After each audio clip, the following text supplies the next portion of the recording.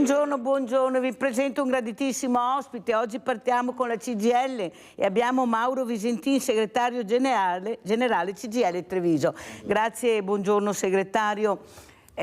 Qualcuno dice, Mirella sei pessimista, te gai patugne, perché Mirella non vede per niente bene, non vedo rosa. Vedo grigio, anche molto nero, ma di rosa ne vedo ben poco. Rosa lo vedo sui multimiliardari che hanno il mondo in mano ormai, vedo anche molti milionari, anche qua nel nostro bellissimo paese, però vedo anche tanta povertà e soprattutto questa ricerca di trovare dignità nel lavoro. Ecco, non si può lavorare in due e non riuscire ad arrivare a fine mese. Non si può lavorare e continuare a essere poveri. C'è qualcosa che non torna. Segretario, com'è la situazione? Beh, è un po' come l'ha descritta di fatto, nel senso che purtroppo negli ultimi 20 anni il potere di acquisto dei lavoratori dipendenti e anche dei pensionati è diminuito molto. Questo per la poca possibilità di rinnovare i contratti collettivi di lavoro, la contrattazione nelle aziende residua, perché è stimata intorno al 30-50% quando va bene, tenendo dentro anche il pubblico impiego, e dall'altra parte l'inflazione che negli ultimi 2-3 anni ha mangiato in maniera importante anche gli aumenti salariali che ci sono stati. In tanti casi si è faticato ad allineare come dire, il salario all'andamento dell'inflazione, e questo è una delle situazioni che ci mette in condizione di trovare, come dire, povertà anche pur lavorando. Dopo c'è anche la composizione del mondo del lavoro, dove sempre più spesso, soprattutto per alcune fasce e per alcuni generi, penso a molte donne ad esempio, che sono costrette a dei part-time involontari, imposti magari o dal mercato o dalla situazione familiare, e anche questo, come dire, non dà la possibilità di avere un salario dignitoso per poter arrivare a pagare le bollette alla fine del mese. Segretario, però qualcuno anche obietta, ma qualcuno avrà pur firmato questi contratti, come mai? Perché è legale, sono contratti che fanno rabbrividire, perché parlare di 5, 7, 8 euro se ci arrivano, eppure è tutto legale. Qualche anche responsabile del sindacato ha spiegato che ci sono una montagna di contratti, bisogna vedere chi, cosa, come, però quello che lo percepisce è anche le persone a casa, come si fa a firmare un contratto a 5-7 euro? Prego, segretario. Purtroppo sì, nel senso che il numero di contratti nazionali negli ultimi 10 anni è aumentato in maniera esponenziale, e parliamo di quasi 1000 contratti nazionali di lavoro, molti di questi non sottoscritti da CGIL, CISL e UIL, che è come dire, la base su cui i lavoratori fanno riferimento per la maggior parte dei contrattualizzati. Però è ovvio che quando si fanno i contratti bisogna essere in due, e anche qua non sempre riusciamo a chiudere i contratti in tempi decenti. In molti casi la contrattazione rimane aperta anche per qualche anno, anche dopo la scadenza, e ovviamente questo determina contratti che non sono più rispondenti all'andamento del costo della vita. Questo è il tema. Magari 10 anni fa erano in linea col costo della vita, adesso non sono più in linea col costo della vita, però non si è più potuto rinnovare il contratto, e in molti casi in queste situazioni interveniva come dire, un calmieratore, un pacificatore, un mediatore che molto spesso rivestiva i panni del ministro del lavoro del governo, e negli ultimi 5-6 anni invece questo non è più successo. Dal Job Act in avanti, diciamo, questo non è più successo. Quello che però bisogna anche dire è che le persone dove devono andare a parare. Io difendo a spada tratta l'operaio, lo dico tutte le mattine, se l'operaio non lavora l'azienda ha poco di dire che sono bravi, belli e buoni, cioè è l'operaio che tiene in mano questo paese. Eppure è stato colpito proprio l'operaio che è rimasto a 1.000-1.500 euro al mese, pensionati a 500-600 euro al mese, gli artigiani sono stati visti come anche molti evasori, non sono stati supportati, molti hanno chiuso ed erano il fiore all'occhiello del nostro paese. Erano con la loro creatività, che tutti copiano perché non ce l'hanno, ce l'abbiamo noi, ce l'abbiamo nel DNA, c'è niente da fare, da un pezzetto di legno riusciamo a fare chissà cosa, eppure non sono stati supportati. Anche qua il sindacato ha qualche mea culpa, o c'è qualcosa che si poteva fare di più, oppure secondo lei si è fatto quello che si doveva fare ma forse non siete stati ascoltati abbastanza? Oddio, è ovvio che si può fare sempre meglio, questo qua è fuori discussione e siccome le cose le fanno le persone, gli uomini, anche gli accordi molto spesso magari possono essere come dire, degli accordi che hanno dei difetti. Ma detto questo, è chiaro che nel momento in cui il potere contrattuale viene diluito dalla divisione all'interno del mondo del lavoro, da interventi legislativi che hanno aumentato la precarizzazione, e un lavoratore che è precario chiaramente fa più fatica a chiedere il rispetto del contratto o il rinnovo del contratto, perché il rischio è che il giorno dopo o alla scadenza del suo contratto di ingaggio non trovi più il rinnovo del proprio impiego, e proprio per questo l'ultimo periodo dove l'esponenzialità della precarietà è stata ed è ancora uno dei temi preponderanti, è chiaro che fai più fatica ad avere la forza per portare a casa i rinnovi contrattuali, magari come succedeva qualche decennio fa. E questo il mercato del lavoro lo ha capito. Qualcuno ci spiegava che bisognava essere smart, che bisognava essere moderni, e per essere moderni non bisognava più avere il mito del posto fisso. Adesso ci siamo accorti che non il posto fisso, ma neanche il posto a tempo determinato non è più un tema di vantaggio, perché molto spesso anche dentro il posto determinato ci sono situazioni diverse, ci sono lavoratori che hanno un contratto con una retribuzione, altri lavoratori che hanno un altro tipo di contratto, un'altra merceologia con un'altra retribuzione. Se dopo penso a quanto è successo con il collegato lavoro fatto passare nell'ultimo periodo, qualche mese fa, da questo governo, che di fatto permette la possibilità che un lavoratore venga assunto a part-time e dopo il rimanente tempo di lavoro possa fare lo stesso lavoro, lo stesso impiego con una partita IVA. Vuol dire destrutturare proprio la possibilità contrattuale, vuol dire lasciare al palo gli ultimi, quelli che hanno, che fanno affidamento per la propria sussistenza nel proprio lavoro e magari un lavoro alle dipendenze. Allora, io ho avuto proprio questa settimana 2 panificatori, un uomo e una donna, e tutti quanti quello che è emerso, primo, che il lavoratore deve essere pagato in maniera dignitosa, secondo però che non ce la fanno, sono costi troppo alti, non sanno più cosa inventarsi, perché giustamente non vendono solo pane, vendono di tutto, però purtroppo i grandi ipermercati fanno da padrone, non c'è niente da fare, la gente ha fretta e cerca di impiegare il meno tempo possibile per fare la spesa, e questo penalizza molto, penalizza perché loro stanno cercando di mettercela tutta per rimanere a galla, per cercare di dare anche un prodotto di qualità. Però io dico sempre, è facile dire mangiate bene, mangiate sano, se mi dai i soldi, perché un litro di olio extravergine di oliva costa 15 euro se vuoi un olio buono, senza contare la carne e il pesce. Allora lei cosa vuole dire? Come si può fare?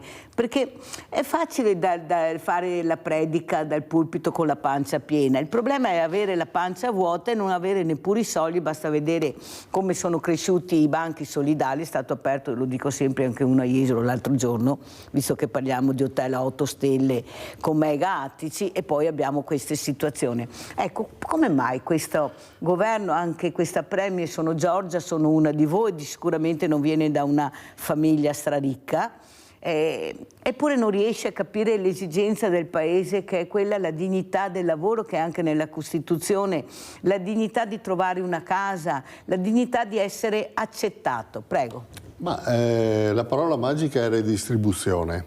Non può esserci, prima si parlava di miliardari che aumentano la propria, la propria ricchezza in maniera smisurata, di milionari che aumentano la ricchezza in maniera smisurata, e dopo, l'aumento dall'altra parte del ceto povero, impoverendo quello che una volta era la spina dorsale del Paese, il ceto medio, che si poteva permettere magari una spesa anche particolare, una cena al ristorante piuttosto che un bene di lusso, eccetera, e che adesso non può più permetterselo.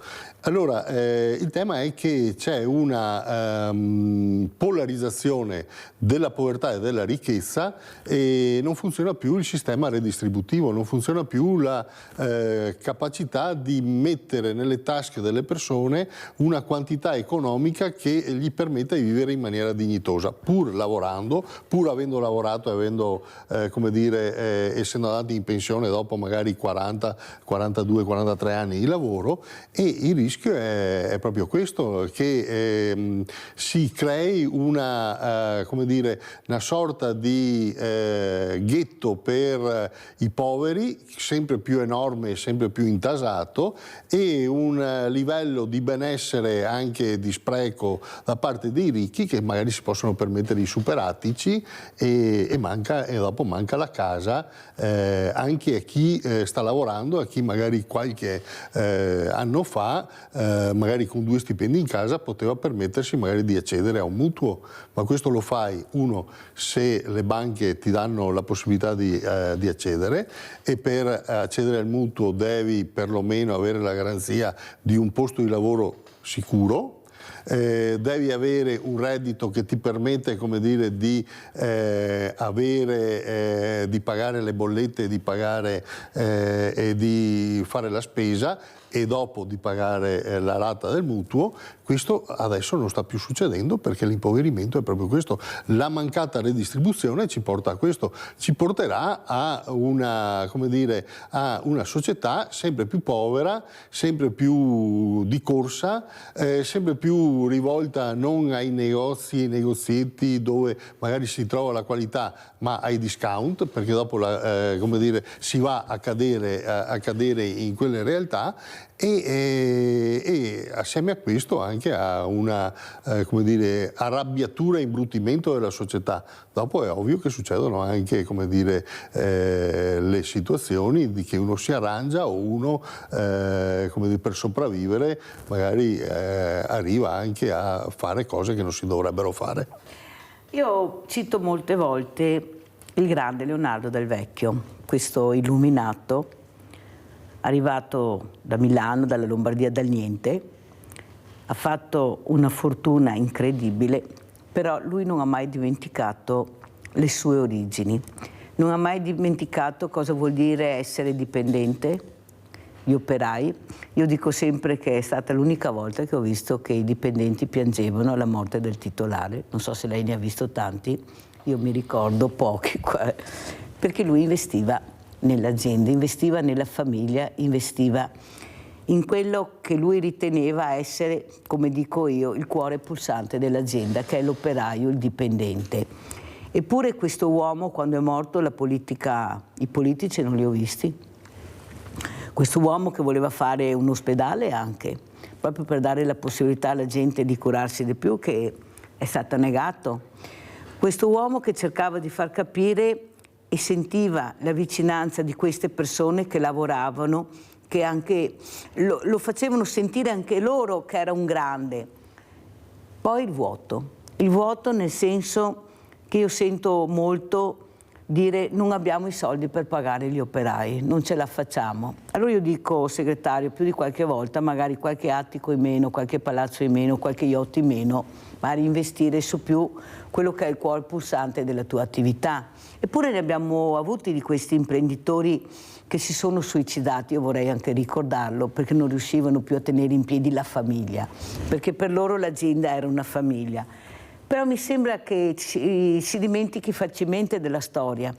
La storia non è più quella, la storia è quella di arrivare sempre più in alto, specialmente grazie anche alla politica. Ieri ho letto i redditi dei parlamentari, dei politici, perché trovo anche giusto, sono pubblici, almeno sappiamo, e questo fa molto pensare perché non vogliono lasciare la famosa poltrona. E soprattutto quello che non si riesce a capire, tutti questi benefit che hanno dopo questi numeri che hanno ogni fine mese nel loro conto corrente. Però l'operaio, se va a lavorare, si deve pagare la benzina, si deve pagare tutto. Eppure c'è il silenzio totale. Perché? Perché siamo in un territorio molto chiuso. Il mio nuovo combatta, tanto cosa vuoi da fare, tanto non mi ascolta. Però quello che preoccupa e dovrebbe preoccupare la politica, il numero di persone che non va più a votare. È un numero, il 50%, forse anche superato, la dice lunga. Secondo lei, segretario, proprio questa sinistra che avrebbe dovuto portare avanti questo operaio, questo dipendente, questo lavoro, cosa ha fatto? Io dico sempre che forse si è innamorata, ecco, dell'intellettualità, dei salotti intellettuali, più invece le famose feste dell'unità. Si ricorda, vero segretario, quanta gente c'era? Poi è stato cancellato per il salotto e da là è iniziato il declino, perché storia è storia, è inutile che ce la raccontiamo. Adesso, per risorgere, perché voi siete il sindacato più importante, come fa un operaio a votare destra, centrodestra? Eppure è successo questo, e si capisce anche perché è rimasto fermo e nessuno l'ha aiutato. Allora cerca di andare a parare un colpo da una parte, un colpo dall'altra, ma sempre di più verso il centrodestra. Prego, segretario. Ma siamo sempre come dire, alla solita questione, nel senso che ognuno dovrebbe fare la propria parte e dovrebbe come dire, ricordare anche le proprie origini. Quando ci si innamora di scorciatoie per arrivare a gestire, a governare, a gestire il potere, molto spesso si commettono anche degli errori di fondo e di base. E questo è successo in alcuni casi anche con i governi di centrosinistra. Il Job Act non lo ha certamente, come dire, programmato, pensato e imposto la destra, lo ha imposto un governo di centrosinistra e pertanto, come dire, è fuoco amico, si dovrebbe dire in questi casi. Allora io penso che bisogna ripartire da là, bisogna ripartire da capire le necessità delle persone, perché dopo alla fine quello che è successo e che sta succedendo è che la gente non crede più alla politica e non va a votare sbagliando, perché nel momento in cui tu deleghi le scelte agli altri è ovvio che gli altri fanno le scelte per conto proprio e non è che rimanendo a casa le cose siano migliorate, anzi se è stato possibile il Job Act è stato peggiorato anche da chi è arrivato dopo, anche da questo governo che certamente si è professato popolare, però al popolo ha soltanto tolto, perché se penso ad esempio anche a quanto è successo con quella che loro chiamano riforma del fisco, dove sostanzialmente se sei un dipendente o se sei un pensionato impegnato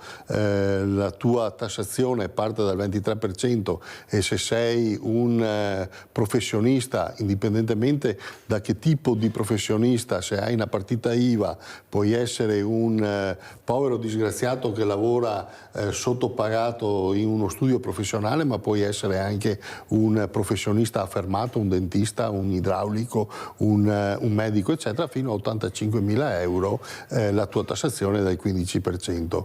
Tradotto vuol dire che i miei 1.000 euro ti trattieni 230 euro di tasse, nei 1.000 euro del dentista ti trattieni 150 euro di tasse. Allora voglio capire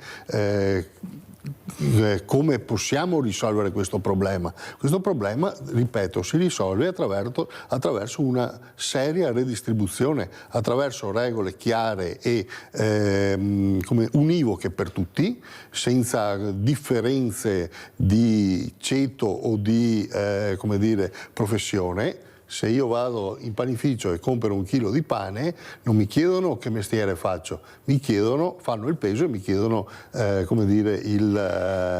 l'importo in base a quanto costa il pane al chilo. Ma se io pago le tasse, mi chiedono che lavoro faccio per pagare le tasse? Abbiamo Rinaldo, vai Rinaldo, adesso ti ho dato la parola, ti ho fatto aspettare, ma avete sentito l'importanza di quello che ha detto il segretario generale Mauro Visentin. Prego. Va sempre bene. Intanto saluto il segretario e te saluto Gattini. E dopo voglio dirti che purtroppo di questi problemi non ne andremo mai fuori, perché una volta risolveva questi problemi qua con gli operai. Adesso ricordiamocene un proverbio che dice: è il culo, è il tempo e i fiori fa quello che vuoi. Adesso il mondo non va avanti con i buoni intenti aiutare la povera gente, solo che il denaro, i politici, quando una volta che non c'era niente, gli aveva i vestiti di strasse che comprava al mercato, va bene? Adesso gli ha vestiti sartoriali da 4.000 minimo l'uno, va bene? Da cosa siamo venuti a parlare? Quando chi gana già l'odore dei soldi che inciappa, da quello che inciappava lavorando, è l'unica roba che spende che da comprarsi ancora quella buona per stare a caia e carriera. E se il 50% non va a votare, mi puoi dire un partito che ha il 7%, i candieri ministri, i diritti che ha messo il popolo, ma che cosa? Chi che non va a votare si è sbagliato, perché bisogna andare a votare, perché se andiamo adesso e non dobbiamo votare, ne sta bene, è colpa nostra che non dobbiamo votare. Bisogna andare a votare, vota quello che ti vuole, però va a votare. E dopo tutti questi problemi che vedi adesso, vari ministri, il cava, i meti, il passapartiti da un giorno all'altro, ma non siamo arrivati. E la politica, se si diventa un lavoro, io sei fiori da 30 anni, 35, che sei ministri, vuoi insegnarmi a miei altri, che erano 81, cosa hai potuto insegnarmi che ti sei appena nato? Nel senso, cosa ti sa della vita? Cosa ti sa cosa che era finita la guerra e la ricostruzione dell'Italia intera, tutti partecipano per farla diventare grande. Il Veneto, uno di tutti, che lavora tutti quanti, è base della vita, del lavoro e la salute. Purtroppo adesso non vede né salute e né lavoro, non vede niente. Infatti il segretario dei dati che poi darà. Grazie Rinaldo, vado avanti, non ce la faccio, ho anche tanti servizi. Allora, prima di sentire i dati del segretario generale Mauro Visentin della CGIL, andiamo a vedere anche questi due servizi molto importanti, andiamo a vedere crisi aziendale Venezia e crisi aziendali in Veneto e poi commentiamo e daremo anche i dati.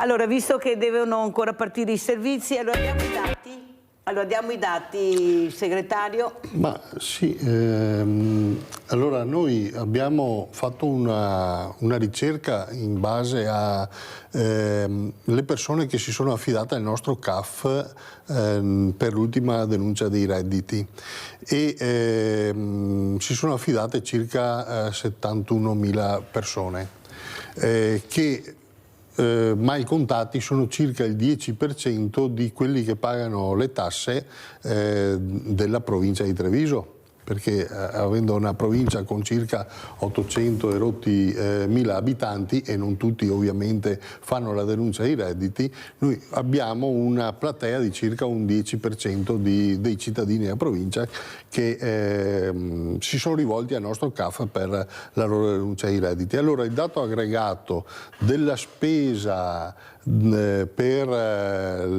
il medico, per la medicina, per le visite eccetera, passa da 50 milioni e 795 mila euro nel 2019 a 60 milioni e 986, cioè 61 milioni, vuol dire circa un 20% in più di spesa medica aumentata. Questo cosa vuol dire? Vuol dire che con i redditi che sono rimasti fermi, perché negli ultimi 10 anni sostanzialmente i redditi sono rimasti fermi, la spesa medica si è portata via un aumento medio del 20% in più. È vero che è aumentata anche l'età anagrafica dei residenti della provincia, per cui naturalmente c'è un aumento della spesa medica, ma credo che, come dire, qua ci sia qualcosa da fare, qualche soluzione rispetto alla salute e alla sanità pubblica. Un ragionamento deve essere fatto. Se va fatta un'area di distribuzione, va fatta anche all'interno dei servizi. Se dopo andiamo a vedere il dato che dicevamo prima della casa, di persone che nel 2019 si sono rivolti a noi e avevano acceso un mutuo in quell'anno, erano 960. Nel 2024 le persone sono passate da 960 a 749. Anche qua gente che, come dire, fa un investimento a lungo termine legato a come dire, anche una sorta di benessere personale per poter dedicare dei soldi all'abitare, è calata di un altro 10%. Ecco, anche qua come dire, sono tutti dati che visti in maniera aggregata ti danno una idea di dove stiamo andando e di qual è il quadro del territorio, della situazione. Abbiamo Claudio da Marano Vicentino. Vai Claudio. Sì, buongiorno a tutti. Ma intanto facciamo un po' di ordine, perché quando si parla di sinistra o di destra si parla di ceti sociali. I ceti sociali, la sinistra praticamente è quella parte di salariati, quelli che vivono di salario, e la destra è quella parte che vive di rendita magari o che vive di industria. Se poi abbiamo dei politici che si dicono di sinistra e poi vanno a fare leggi che favoriscono la parte di destra, perché è inutile che si venga a dire che sinistra e destra sono tutto uno, cioè ci sono gli operai e ci sono imprenditori. Comunque se un politico che si dice di sinistra finisse per fare leggi a favore della destra, vuol dire che è un venduto, e magari perché fuori dall'Italia non è che si possa controllare tutto, può succedere che magari che a Dubai uno ha un bel conto, capito, che magari che prende dei soldi per far saltare questo o quel governo.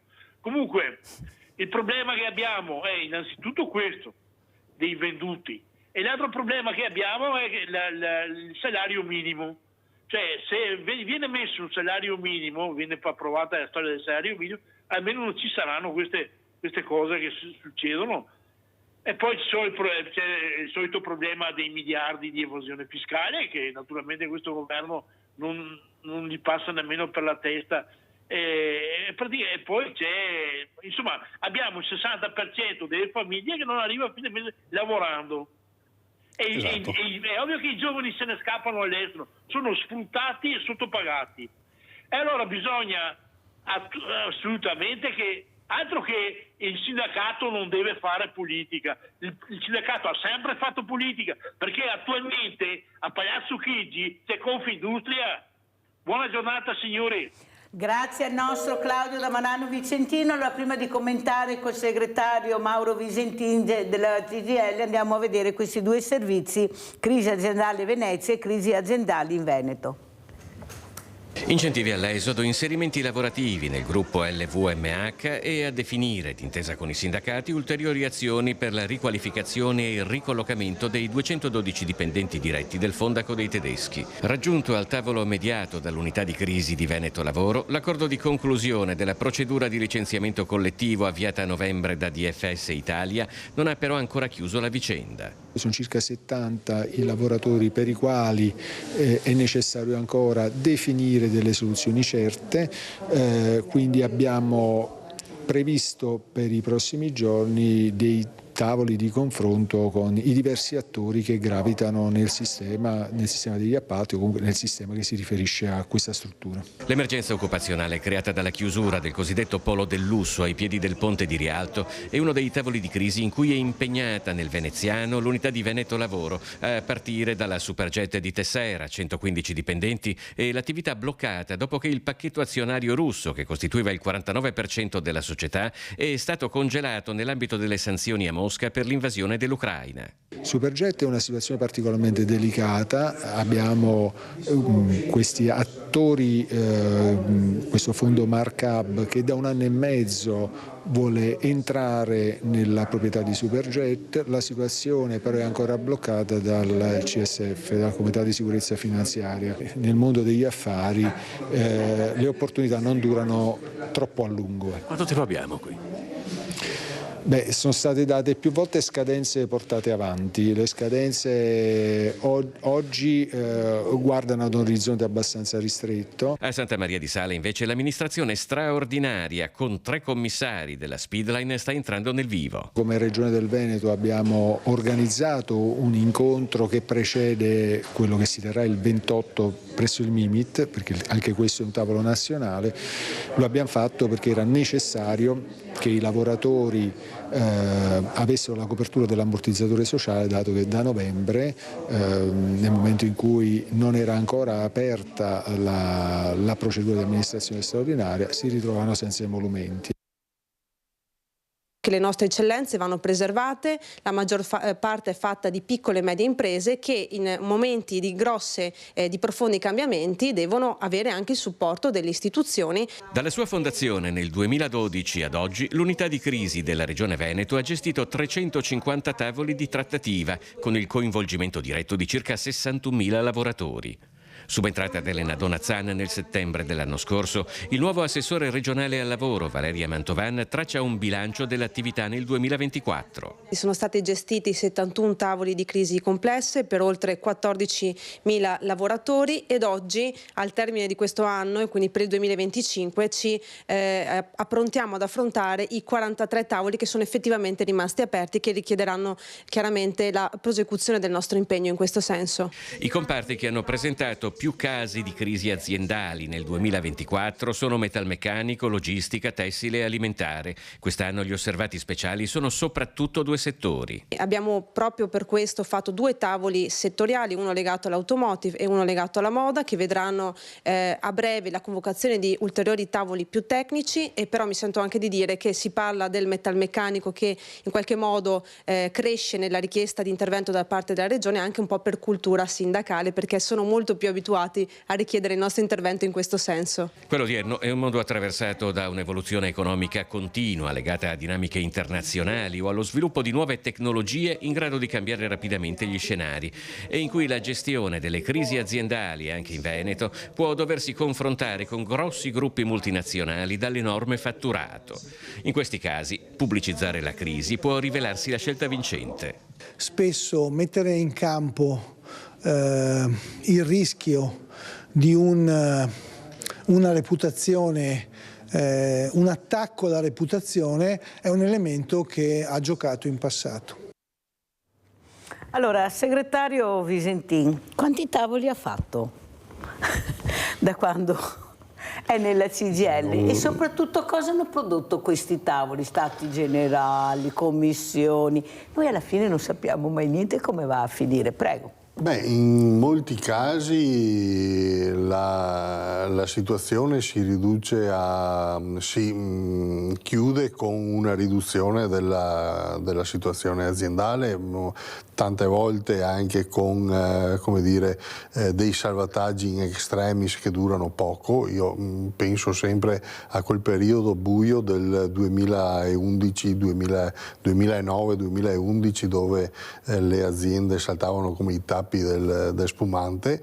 Dopo l'euro naturalmente. È arrivato l'euro. Dopo la mala gestione del passaggio dalla lira all'euro, perché non potevamo non entrare nell'euro perché con la lira saremmo stati ancora più fragili, però se non tieni sotto d'occhio l'andamento dei prezzi è chiaro che alla fine fai saltare le realtà produttive. Dopo non ci dimentichiamo che sono saltate anche 2 banche qua da noi che hanno fatto il disastro di, come dire, di imprenditori e anche di investitori e di risparmiatori soprattutto. Per cui insomma molto spesso i tavoli si chiudono con una riduzione del personale. Purtroppo la storia è questa. Fortunatamente in alcuni casi siamo riusciti a salvare, come dire, la produzione, il marchio, il know-how, eccetera. Cosa che un po' alla volta invece se ne sta andando e vediamo se la stiamo perdendo.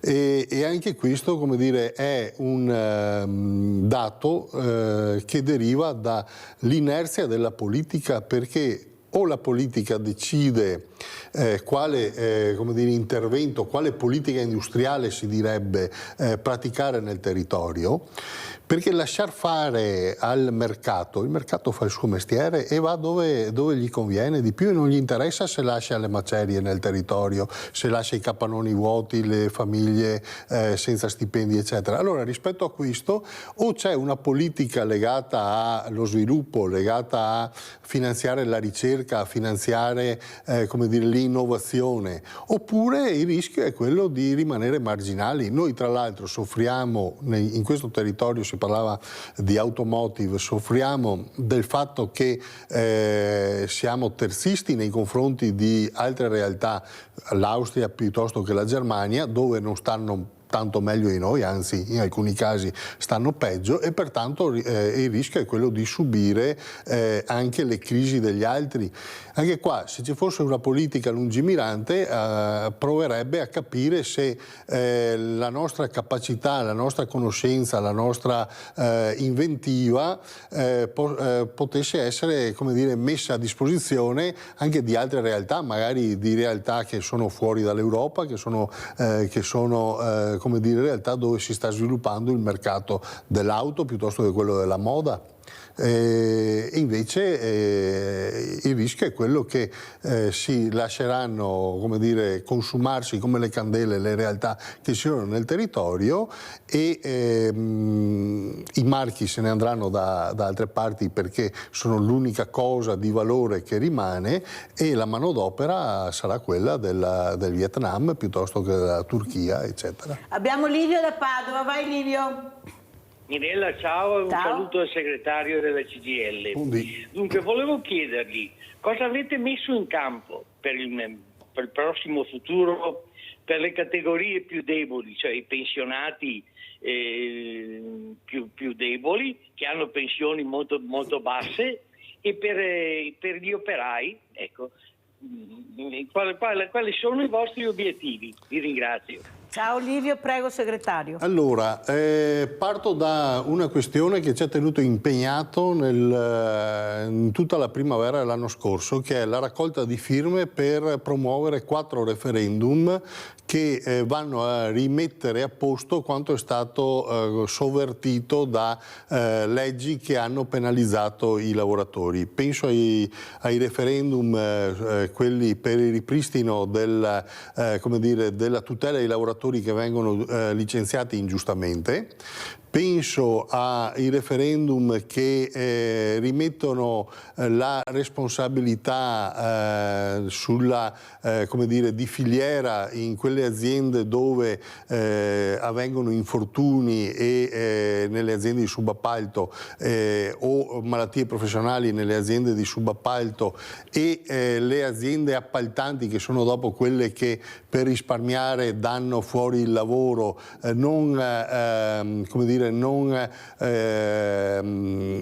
tengono alta l'attenzione e il rispetto delle regole, per cui chiediamo che, come succedeva qualche tempo fa, rispondano anche loro di questa situazione. Stiamo lavorando per provare a ripristinare una sorta di dignità del mondo del lavoro.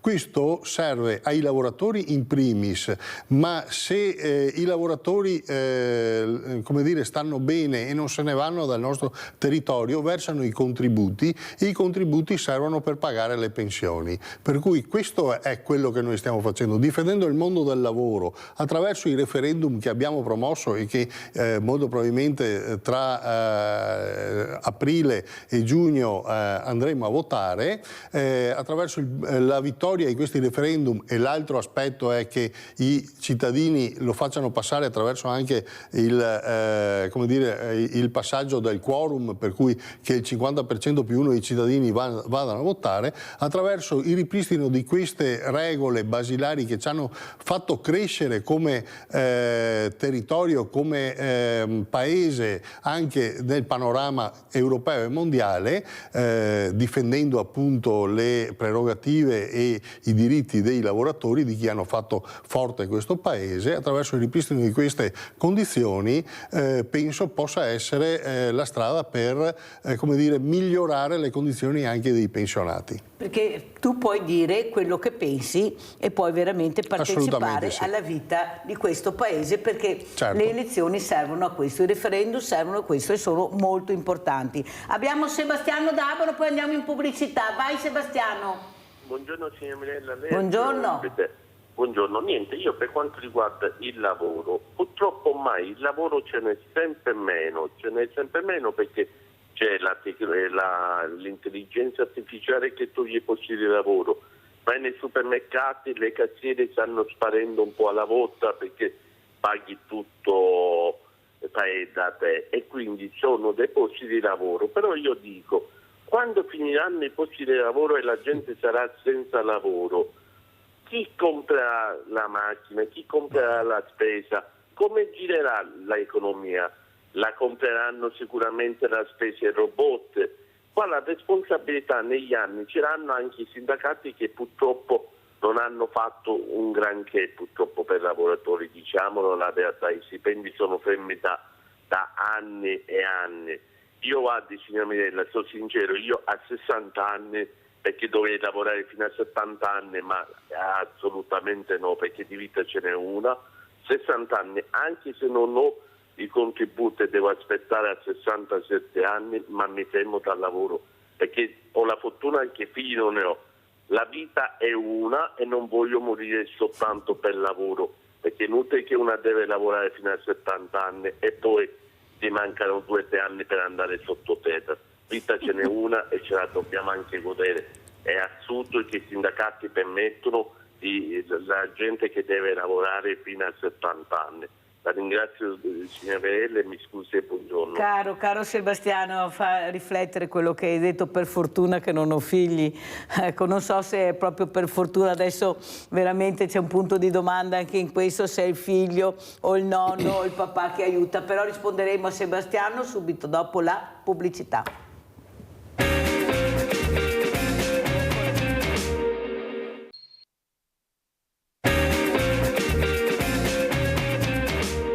Mauro Visentin, segretario generale CGIL Treviso, che risponderà anche al nostro Sebastiano da Abano. Prego segretario. Allora sì, commentava, non lo so se sia un bene o un male non avere figli. Noi siamo in una fase in cui l'inverno demografico, qualcuno la chiama glaciazione, ci sta mostrando tutta, come dire, la sua criticità, nel senso che se non ci sono i giovani che lavorano, non ci sono neanche, come dire, i servizi per chi ne ha la necessità e ne deve usufruire, sia sotto l'aspetto finanziario ma anche sotto l'aspetto proprio della cura delle persone. Tant'è vero che noi pensiamo che vada, come dire, fatta un'operazione di apertura anche ai lavoratori che vengono dall'est o che vengono da altri paesi, proprio per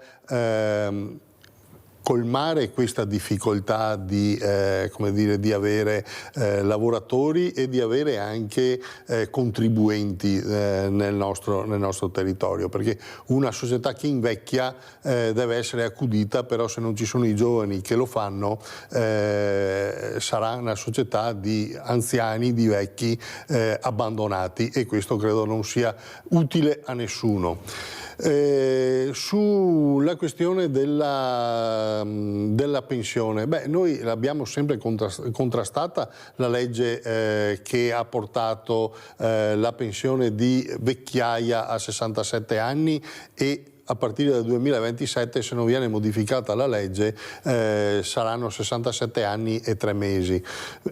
Qualcuno ci aveva promesso durante la campagna elettorale di, come dire, di eliminare la legge Fornero, si chiama, che è quella che ha che oggi regola come si va in pensione. Segretario, parentesi, legge Fornero, però che hanno firmato in tanti, cioè non è che abbia firmato solo la Fornero, si chiama così, ma guardate che hanno firmato in tanti. Come no, c'era anche la Presidente del Consiglio attuale che ha sottoscritto quella legge all'epoca. Credo che all'opposizione ci fosse solo la Lega, che però in questa tornata ha aiutato a peggiorare la legge Fornero, tanto è vero che ad esempio Opzione Donna, che doveva rivolgersi a una serie di realtà femminili che sono più penalizzate nei luoghi di lavoro, perché sono quelle che hanno i buchi contributivi, perché stanno a casa, perché hanno i figli, dopo stanno a casa perché ci sono gli anziani da accudire, perché sono quelle che fanno il part-time, eccetera. C'era un sistema di, come dire, di risarcimento attraverso la possibilità di andare in pensione con questa formula, l'opzione donna, e questa formula è stata ulteriormente peggiorata, tant'è vero che è calato del 50%, del 70% tra il 2022 e il 2023 delle persone che sono andate in pensione con questa formula. Avete capito? Abbiamo Paola da Campo San Piero. Ciao Paola, che piacere sentirti, come stai? Ciao Mirella, innanzitutto volevo fare un saluto, non so, mi ricordo se è a Nadia o a Giusy Segò. A Nadia. Nadia. Da Nadia, e volevo salutarla, che anche a me frequento l'oncologia adesso e le sono vicina, insomma, ecco. E per quanto riguarda quello che state parlando questa mattina, allora, è sbagliato non andare a votare, però se io mi sento sento che mi stanno prendendo in giro, perché devo andare a votare? Perché devo andare a votare? Capisci? Mi viene, se più a merda chi te butta addosso, insomma, ecco, che il beneficio che ne trago.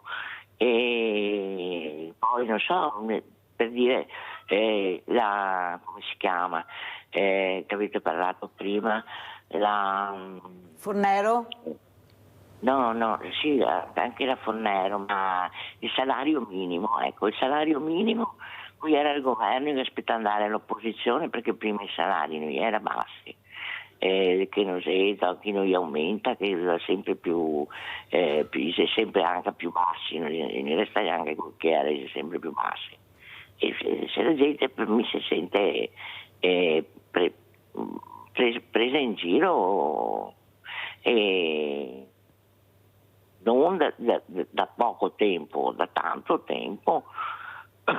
Ecco, volevo dire questo, anche a me mi ha mandato a una visita urgente, mi ha mandato a Piove del Sacco. Sono arrivata a Piove del Sacco e mi ha detto cosa fare solare, c'è una buona nefrologia a Campo San Piero. E andare qua, cioè, o trova qualcuno che coordina veramente o non so, insomma, cosa dire. Grazie Paola, Ciao. un caro abbraccio, Buona sai, lo dirò giornata. anche a Nadia, anzi se ti sta seguendo penso faccia piacere questo saluto anche tra telespettatrici ammalate, ha sentito il segretario. Eppure fa pensare Paola era una guerriera, Paola è sempre stata una persona che credeva, si è sempre confrontata quando io avevo i sindacati presenti, pure anche Paola è molto avvilita e depressa. Prego, segretario. Sì, però non possiamo rinunciare a un diritto che è stato conquistato con fatica, anche se molto spesso purtroppo la scelta ricade su persone che magari risultano inaffidabili. Io in questi casi si dice non si butta il bambino con l'acqua sporca. Io non rinuncio al mio diritto di scelta e di voto perché mi sento preso in giro. Proverò, se posso, a incidere anche nella scelta dei candidati, però perdere un diritto costituzionale che è costato, come dire, la vita di tante persone, ma che è l'unica modalità che mi permette di incidere e di dire la mia, non la voglio né svendere e neanche buttare via, perché se facciamo anche, come dire, che rinunciamo ad andare a votare, non è che non ci prendono in giro, lo fanno meglio ancora perché sono ancora più con le mani libere. Almeno quei momenti in cui passano attraverso il vaglio del popolo, della gente che va a votare, almeno in quei momenti facciamoci valere. Allora andiamo a vedere anche la CGIL, redditi di marca, poi commentiamo il servizio.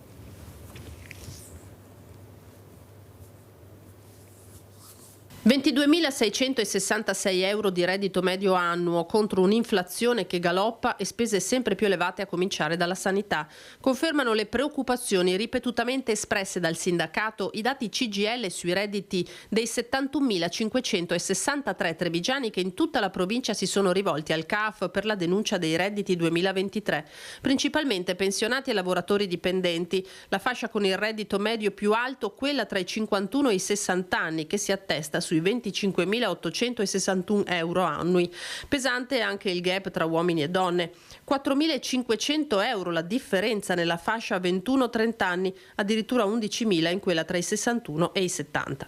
L'incremento dal 2021 al 2022 dei salari, che è intorno al 4%, non copre l'inflazione, che è intorno al 17% per i redditi medi, ma che si alza molto di più per quanto riguarda i redditi bassi, ne siamo intorno al 22%.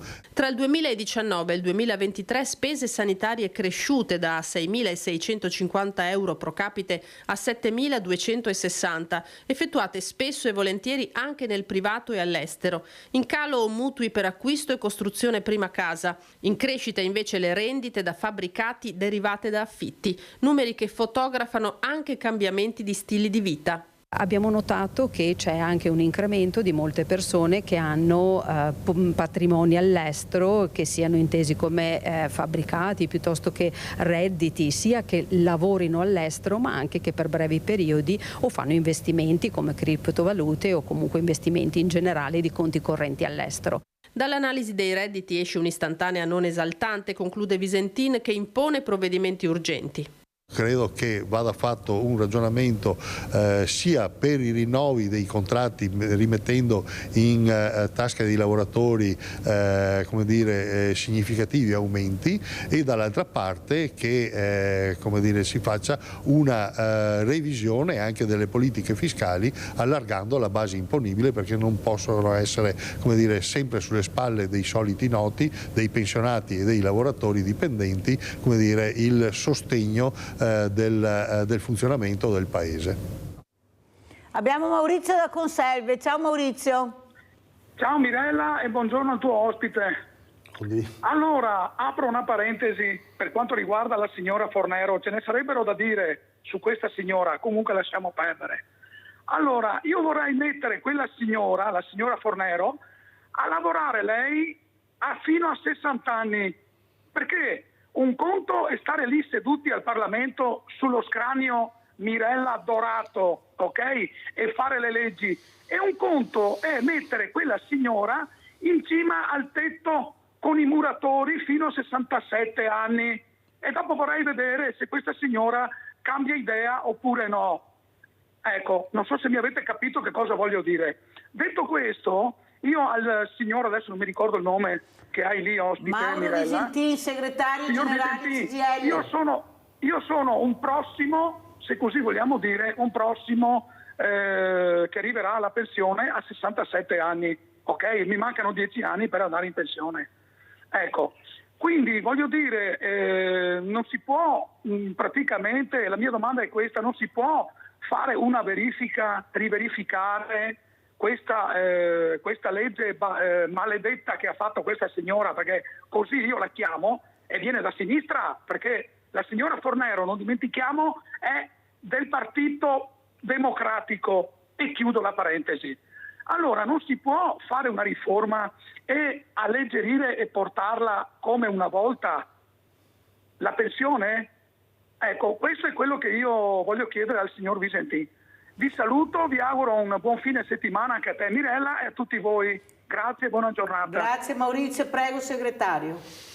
Ma qualche altro che non era adesso io non so se è del Partito Democratico o se sia di destra o di sinistra, mi sembra un governo tecnico, quello di Monti, con diversi ministri che non appartenevano ai partiti e che in quel caso specifico dove ci stavano chiudendo il paese per spread, dopo l'ultimo governo Berlusconi, con tanti dei ministri che ci sono ancora adesso al governo erano in carica in quel momento, a partire da Tremonti alla Meloni e ad altri, anche Tajani credo e tanti altri fossero in carica in quel momento, hanno fatto quella scelta che è stata una scelta nefanda e che il sindacato ha avversato da subito. Pur capendo che eravamo in una situazione difficile del paese e guardate, il sindacato ha sempre, come dire, provato a risolvere i problemi del paese quando sono stati problemi anche cruciali. Lo ha fatto durante il dopoguerra, il primo dopoguerra, quando i lavoratori hanno rimesso in piedi questo paese anche con salari da fame e con condizioni veramente difficili. Lo ha fatto durante il terrorismo, quando qualcuno si è preso anche le pistolettate e è anche morto per difendere la democrazia e dentro i luoghi di lavoro e dentro al paese. Lo ha fatto anche nei momenti difficili di questo paese, lo ha fatto nel 92 quando è stato fatto l'accordo sulla concertazione, eccetera. Bene. Detto questo, dal minuto dopo approvata la Fornero abbiamo provato a introdurre, a fare proposte, perché dopo il sindacato non è che fa le leggi, il sindacato difende i diritti dei lavoratori, rappresenta i lavoratori e i pensionati, ma le leggi le fanno i politici, quelli che sono al governo e quelli che sono in Parlamento chiaramente. Ora, noi abbiamo provato a fare anche delle proposte di modifica, alcune sono passate, parlavo prima di opzione donna, ma potrei parlare dell'APE pensione per quei lavoratori che hanno come dire, una età avanzata e non riescono per i lavori usuranti o penalizzanti come dire, riuscire ad andare avanti, perché ci sono tanti lavori e non soltanto l'edilizia, ma penso a quelli nelle navi da pesca, penso anche all'agricoltura, ma addirittura alle insegnanti. Una signora o un signore di 70 anni può insegnare a bambini di 10 anni, di 12 anni, di 15 anni? Antonio da Padova, vai Antonio. Sì, pronto, buongiorno Mirella e buongiorno anche all'ospite. Io non faccio domande perché tanto so già le risposte. Io so benissimo che il sindacato in questi ultimi anni ha un po' dormito, specialmente con governi di sinistra.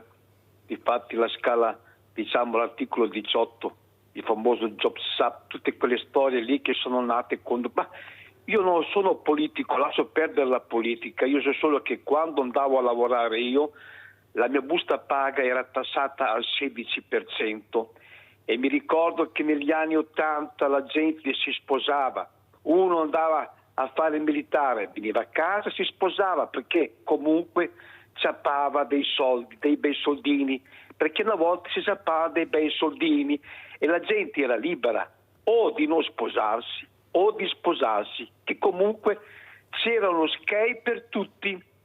Chissà per quale motivo che con l'andare del tempo le buste paga si sono ristrette, forse anche per il caro burocratico che ci abbiamo in Italia, che in Italia ci fa pagare adesso, perché io pago il 27% di tasse nella mia pensione che ho pagato già con i contributi già tassati, e voi mi dite per quale motivo che c'è la crisi.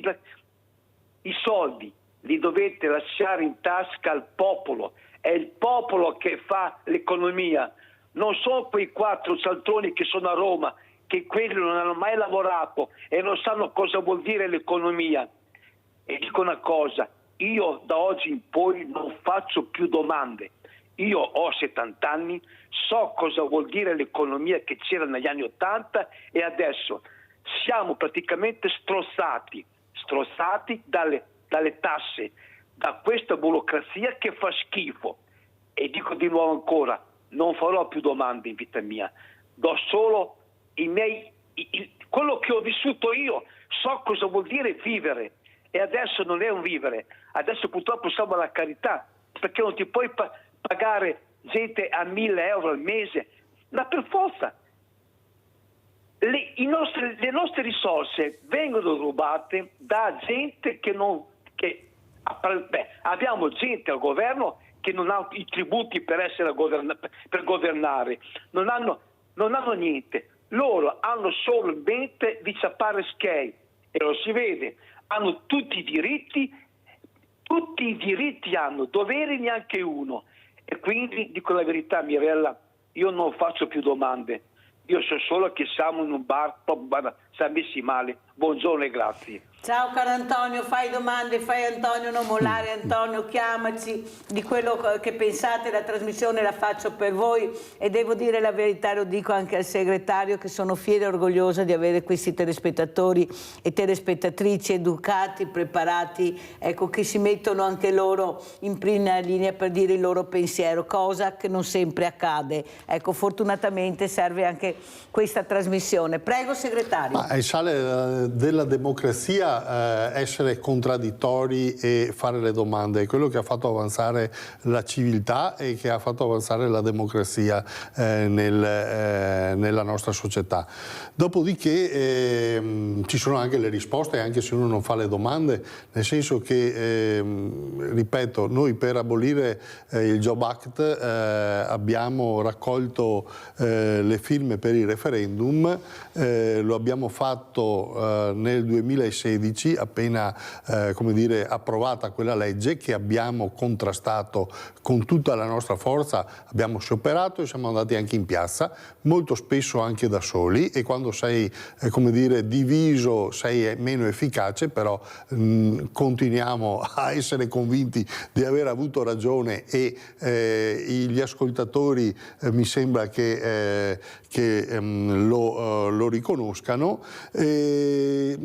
Dall'altra parte abbiamo riproposto 4 referendum. Io invito tutti quanti ad andare a votare questa primavera, quando verranno fissate le date per i referendum, di andare a votare e di eliminare questa legge che è il Job Act, che ha abolito l'articolo 18, che ha abolito la possibilità di avere un risarcimento quando si è ingiustamente licenziati licenziati, che ha abolito la possibilità di chiedere la responsabilità alle aziende più grosse che scaricano in quelle più piccole che vengono strozzate, come dire, le ricadute degli infortuni o delle malattie professionali, che ha abolito la possibilità di, come dire, di pretendere di essere assunti a tempo indeterminato e per cui di avere anche una visuale della propria vita e di poter dopo far girare l'economia, perché se uno ha un posto di lavoro, ha la certezza del proprio posto di lavoro,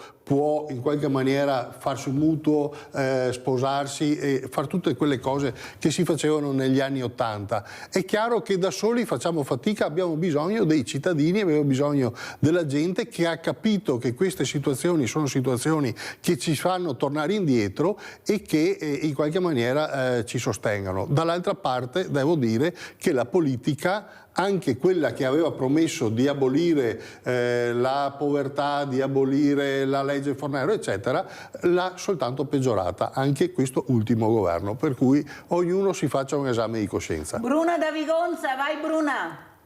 Pronto, buongiorno. Volevo dire la mia anch'io sulla pensione. Prima di tutto che non mi è mai successo, io ho la reversibilità. E mi sono trovata 5 euro in meno sulla pensione. E poi sulla spesa sanitaria io ho dovuto spendere, perché non si trova di andare da nessuna parte, in privato ho speso più di 2.000 euro nel 2024 per spese sanitarie proprio che dovevo fare, visite e infiltrazioni e tutt'altro, insomma. Ecco, non so se è possibile questa cosa, perché praticamente quasi 3 mesi di pensione io non le ho viste. Non le ho viste perché le ho spese in sanità. Cara Bruna, un abbraccio, grazie anche per la tua telefonata, ecco, perché queste sono cose che si devono sentire. Devo correre perché ho già forato e il segretario deve andare anche via. Allora, segretario, l'ultima telefonata e come ci saluta? Allora, intanto dico alla signora che se ha dei dubbi sulla pensione che si rivolga a uno dei nostri uffici e facciamo una verifica se per caso c'è un errore o se come dire, è un ulteriore regalo di questa finanziaria ai cittadini e ai pensionati in questo caso. Purtroppo la questione della sanità è una questione come dire, cruciale che abbiamo denunciato in tante occasioni. Lo dicevamo prima, l'aumento della spesa sanitaria è lievitato in maniera importante e drammatica e anche qua bisogna chiedere a chi ha le leve del potere in mano, sia in regione che al governo, di cominciare ad andare a prendere i soldi dove ci sono, perché ci sono tanti ricchi che pagano poco, e di metterli nei servizi e nelle tasche di chi alla fine deve come dire, mangiare e arrivare alla fine del mese in maniera più o meno serena. Segretario, se ci fosse vicino a lei al posto della Mirella Giorgia Meloni, proprio la cosa che chiederebbe, proprio la più urgente da fare, quale sarebbe? Di andare a tassare chi se lo può permettere, anche con una tassa straordinaria, e di mettere quei soldi a servizio della sanità, della scuola e della ricerca per far ripartire il mondo del lavoro in maniera seria e decente. Grazie a Mauro Visentin, segretario generale CGIL Treviso, di essere stato con noi. Bravissimi anche voi. Pubblicità.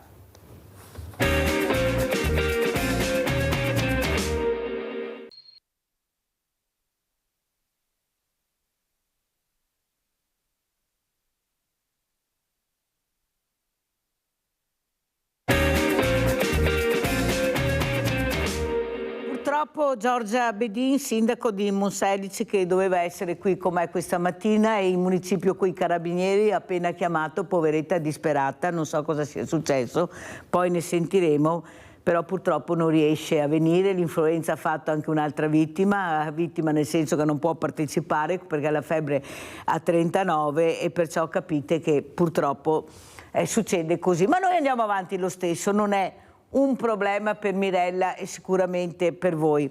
Quello che vorrei anche capire è cosa si sta facendo per la sicurezza. Ecco, ieri c'è stato questa botta e risposta tra il sindaco Conte, tra il ministro Nordio, città non sicura, città sicura, cosa dobbiamo fare, cosa non dobbiamo fare. Il problema è che poi ne paghiamo le conseguenze tutti quanti noi, purtroppo, perché la paura regna sovrana, ormai c'è la paura di tutto e questo non è un bel messaggio. Allora andiamo a sentire cosa ha detto il ministro Nordio. Io sono amico di Mario Conte e lo considero un ottimo amministratore. L'ultima acqua sul fuoco a 48 ore dall'innesco del rogo la getta il ministro della giustizia nelle stesse ore in cui a Roma Mario Conte incontra il collega di governo Piantedosi. Quella Treviso non è più una città sicura, aveva acceso le polveri politiche, ma Carlo Nordio si dice stupito della interpretazione data a una semplice opinione. Una opinione che è condivisa purtroppo da molti trevigiani, che la città non sia più sicura come una volta, soprattutto in certi momenti della settimana come il sabato. Naturalmente questa è una situazione che si è sedimentata per varie ragioni, soprattutto per la mancata integrazione di persone extracomunitarie che non hanno magari la nostra stessa sensibilità culturale. È un problema che coinvolge un po' tutti, certamente non è imputabile né all'amministrazione né tantomeno alla vigilanza delle forze dell'ordine. Insomma, un problema non di oggi, un problema generale, dice Nordio, trovandosi sulla stessa linea di Conte nei concetti legati alla presenza di stranieri in città, alla certezza della pena e alla necessità di inasprire le pene nei confronti dei minori. Bisogna applicare le leggi che ci sono e poi riconsiderare in termini ampi quello che è il concetto di minore età, nel senso che fino a ieri si pensava che il minorenne, cioè l'inferiore di 18 anni, fosse una persona tutto sommato potenzialmente pacifica, magari un po' discola. Oggi invece abbiamo visto che ci sono addirittura casi di lesioni gravissime o addirittura di omicidi commessi da minorenni. Credo che una maggiore severità anche nell'applicazione della legge nei confronti dei minori sia necessaria. Lo penso anch'io, Ministro, che una legge molto più forte per i minori ci voglia, perché lei ha detto bisogna applicare le leggi, ha detto il Ministro, ma le leggi vengono applicate, il problema è che il minore è molto tutelato, non c'è niente da fare, l'avete sentito anche ieri dall'avvocato Fadalti, perciò la legge viene applicata, però questa legge che è in vigore, che tutela, anche se in parte giustamente tutela il minore, però sono delle sanzioni veramente molto lievi, che non riusciamo a recuperare. Questo ragazzo che esce dalla caserma dei carabinieri ne combina un'altra, avete sentito? Ecco, tanto qual è il problema? Più di così cosa possono fare? Niente, perché alla fine non mi fanno niente, questo è quello che passa. Allora andiamo a sentire anche il sindaco Conte che è andato dal ministro Piantedosi. Il ministro ha garantito rinforzi da un punto di vista degli organici, sono da poco arrivati nuovi agenti della Polizia di Stato, arriveranno ulteriori carabinieri nelle nostre stazioni territoriali. La missione romana porta in dote a Treviso e alla Marca almeno una cinquantina di uomini in più delle forze dell'ordine, non solo agenti di polizia ma anche carabinieri in arrivo per il giro di vite sulla sicurezza. Mario Conte strappa la promessa al ministro dell'Interno Piantedosi non solo come primo cittadino del capoluogo della Marca ma anche come presidente di ANCI Veneto, ed è qui la seconda novità dell'incontro con il titolare del Viminale. Insieme ad ANCI Veneto, quindi alla rete dei comuni veneti, stipuleremo un protocollo per la sicurezza dove il Ministero garantisce investimenti puntuali e straordinari destinati ai comuni veneti in modo tale da consentire a tutti i comuni, piccoli, medi o grandi che siano della Regione Veneto, di incrementare la rete di videocamere di sorveglianza. Sicurezza tema di scontro politico con l'opposizione ma anche con gli alleati di Fratelli d'Italia. E il primo cittadino torna a ribadire un concetto già espresso nelle scorse settimane, ma stavolta supportato da un dato che ritiene inequivocabile. Nel confronto con Piantedosi e con le cifre del Viminale emerge che a Treviso il numero di reati commessi dagli stranieri è aumentato del 40% rispetto agli anni scorsi. Tenendo conto, spiega Conte, che rappresentano il 10% della popolazione, il numero assume una portata ancora più significativa. Questo è un dato di fatto che deve essere preso in considerazione sia dagli amministratori locali ma soprattutto dal governo, e devo dire che è forte la determinazione da parte del ministro Piantedosi e di tutto il governo di stringere da un punto di vista degli ingressi nel nostro paese e soprattutto trovare delle norme adeguate che possano consentire alle forze dell'ordine di liberare i nostri territori da quelle persone che vengono esclusivamente per delinquere. Un Conte che quasi contemporaneamente al ministro Nordio decide di chiudere la polemica innescata in queste ore con i meloniani, aprendo un fronte di impegno anche su leggi e norme. Lavoreremo insieme ai ministeri, quindi a Piantedosi, così come al ministro Nordio, per mettere mano alle norme che consentano di avere leggi chiare, rispettate da tutti, ma soprattutto lavoreremo per la certezza della pena. La certezza della pena che speriamo che prima o dopo dovrebbe arrivare, visto che anche il sindaco Mario Conte, presidente ANCI, è andato a Roma perché lui rappresenta tutti i sindaci del territorio, finalmente arrivi, perché veramente non ne possiamo più anche di queste aziende, di queste persone che vengono aggredite in casa, questi furti veramente con dei numeri anche incredibili, dobbiamo dire, non ci si può neppure difendere, quello è il grande tema. Come mi difendo? Cosa faccio? Avete visto come girano queste persone, coltelli, hanno di tutto e di più, perciò bisogna, quel messaggio che io voglio dare è di stare anche attenti. Se avete gli allarmi metteteli, non dite vabbè esco, mettete l'allarme se ce l'avete, cercate di mettere quelle norme di sicurezza che devono assolutamente funzionare, perché veramente se no non ne andiamo fuori. Queste persone vengono per colpire, non vengono di sicuro per farci una carezza, però la politica si deve muovere, devono fermare queste persone o con leggi o con nuove leggi, con quello che vogliono, ma fermarle. Non è possibile che in casa nostra non si riesca più a vivere, abbiamo paura di uscire ma abbiamo paura anche di stare in casa, questi arrivano al pomeriggio, non arrivano neanche più di notte, a tutte le ore, nelle più impensabili, perciò il messaggio che io voglio dare questa mattina è di stare attenti, di avere la massima sicurezza. Allora, visto che dobbiamo anche essere sicuri per quanto riguarda la nostra salute, che è il tema più importante, andiamo a vedere questo picco di influenza, cosa dice il direttore generale Francesco Benazzi dell'ULSS 2. 240 ricoverati e questa volta per l'influenza, quindi sindrome influenzale vera e quindi non più para-influenzale, rino, eccetera.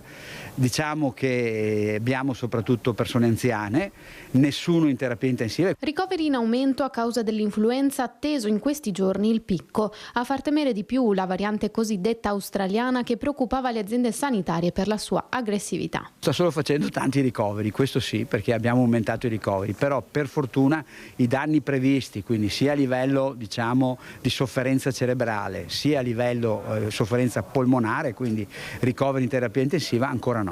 Solo 3 i ricoveri per Covid. La campagna vaccinale è andata bene.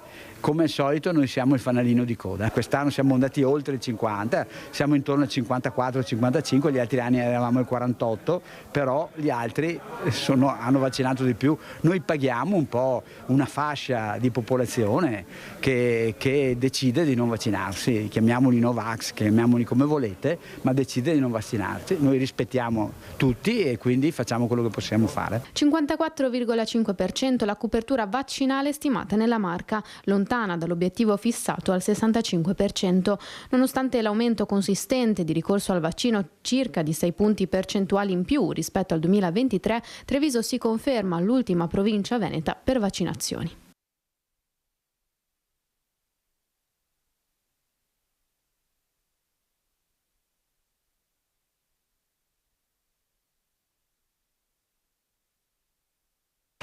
Nel pieno della tempesta, per quel che riguarda la circolazione di virus influenzale. Molti degli accessi in pronto soccorso, particolarmente sotto tiro in questi giorni, sono per episodi febbrili, a volte complicati da broncopolmonite e spesso legati all'influenza. Abbiamo avuto in questi giorni pazienti ricoverati in più unità operative di area medica essenzialmente, ma anche nelle aree chirurgiche, che avevano sintomi influenzali con tampone anche positivo. Abbiamo avuto anche casi gravi che hanno necessitato ricovero in rianimazione, sempre per complicanze di tipo polmonare per la maggior parte, ma anche di tipo encefalitico. Questo è il quadro della situazione nel Vicentino per quel che riguarda l'influenza stagionale. chi è vaccinato non deve preoccuparsi particolarmente.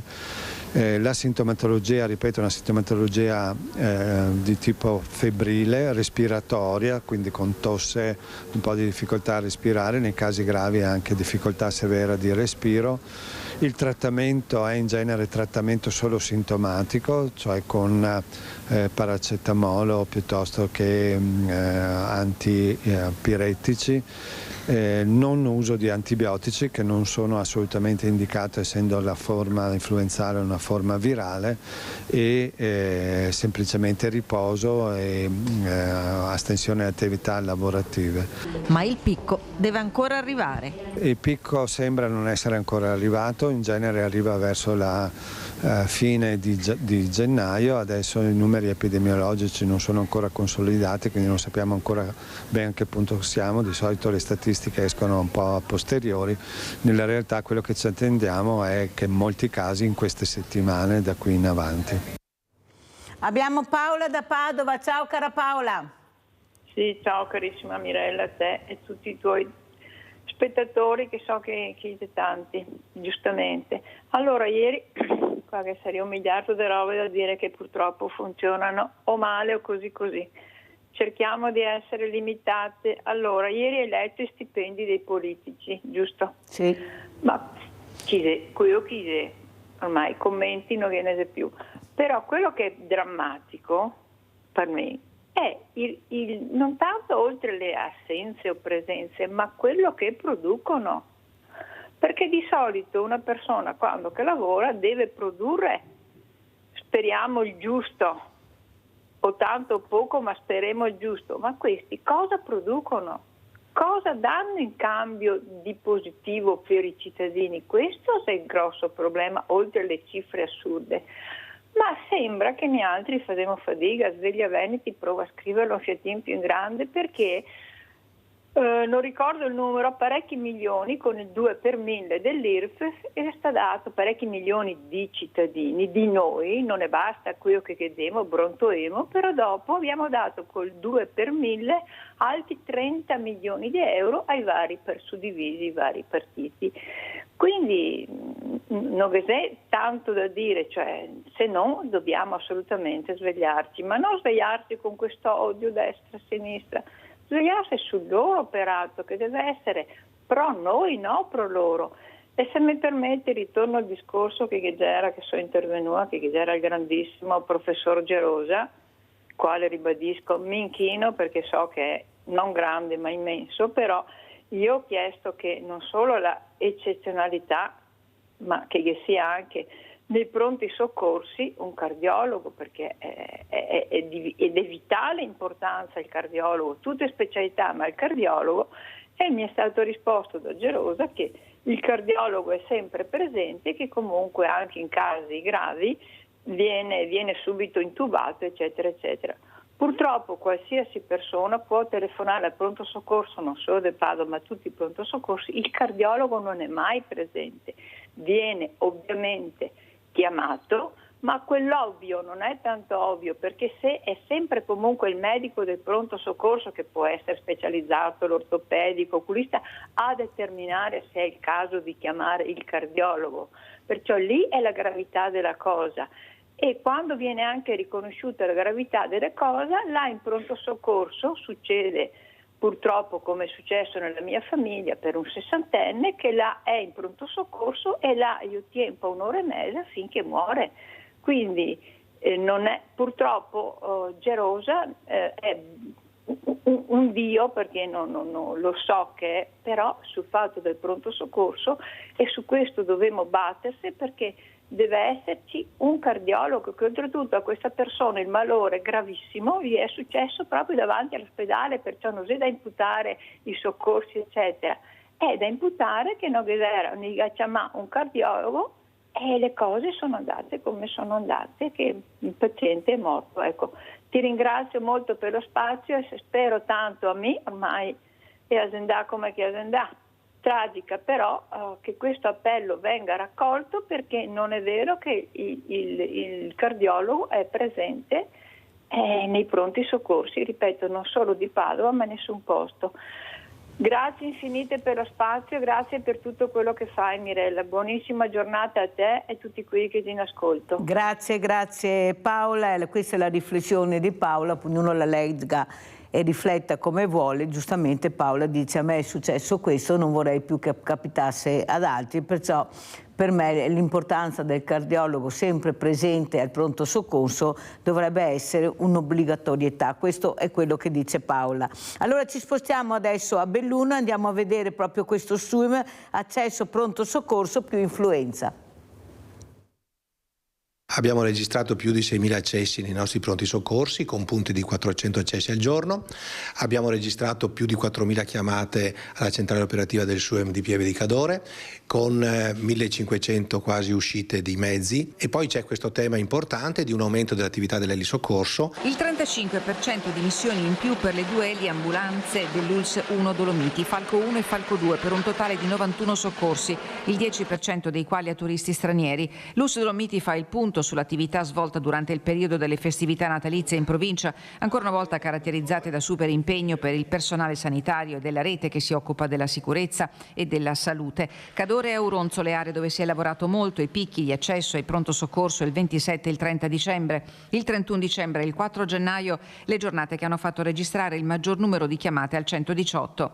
250 gli interventi in pista, 94 per incidenti stradali, 660 a domicilio. E nella sala di unioni della Direzione Generale del San Martino c'è soddisfazione. I 2 nostri elicotteri, Falco 1 e Falco 2, stanno facendo veramente un ottimo lavoro, naturalmente come sempre, però abbiamo voluto sperimentare la presenza di entrambi gli elicotteri anche nella stagione invernale e in questo periodo si è dimostrato valido questo tipo di sperimentazione. Ora l'impegno è rivolto alla Coppa del Mondo di sci femminile, test olimpico coordinato dal CREU regionale diretto dal dottor Paolo Rosi. Facciamo naturalmente la nostra parte, ci sono appunto i nostri elicotteri a servizio della pista e naturalmente anche delle persone che assistono alla gara, quindi una presenza dell'ULS 1 Dolomiti importante. Al pari dell'attenzione massima rivolta al monitoraggio dell'influenza che fortunatamente non sta registrando i picchi attesi. Questa stagione invernale si caratterizza per una curva per adesso che rimane un po' piatta a livello sia nazionale sia regionale sia locale. In questo momento comunque, nonostante tutto, stimiamo che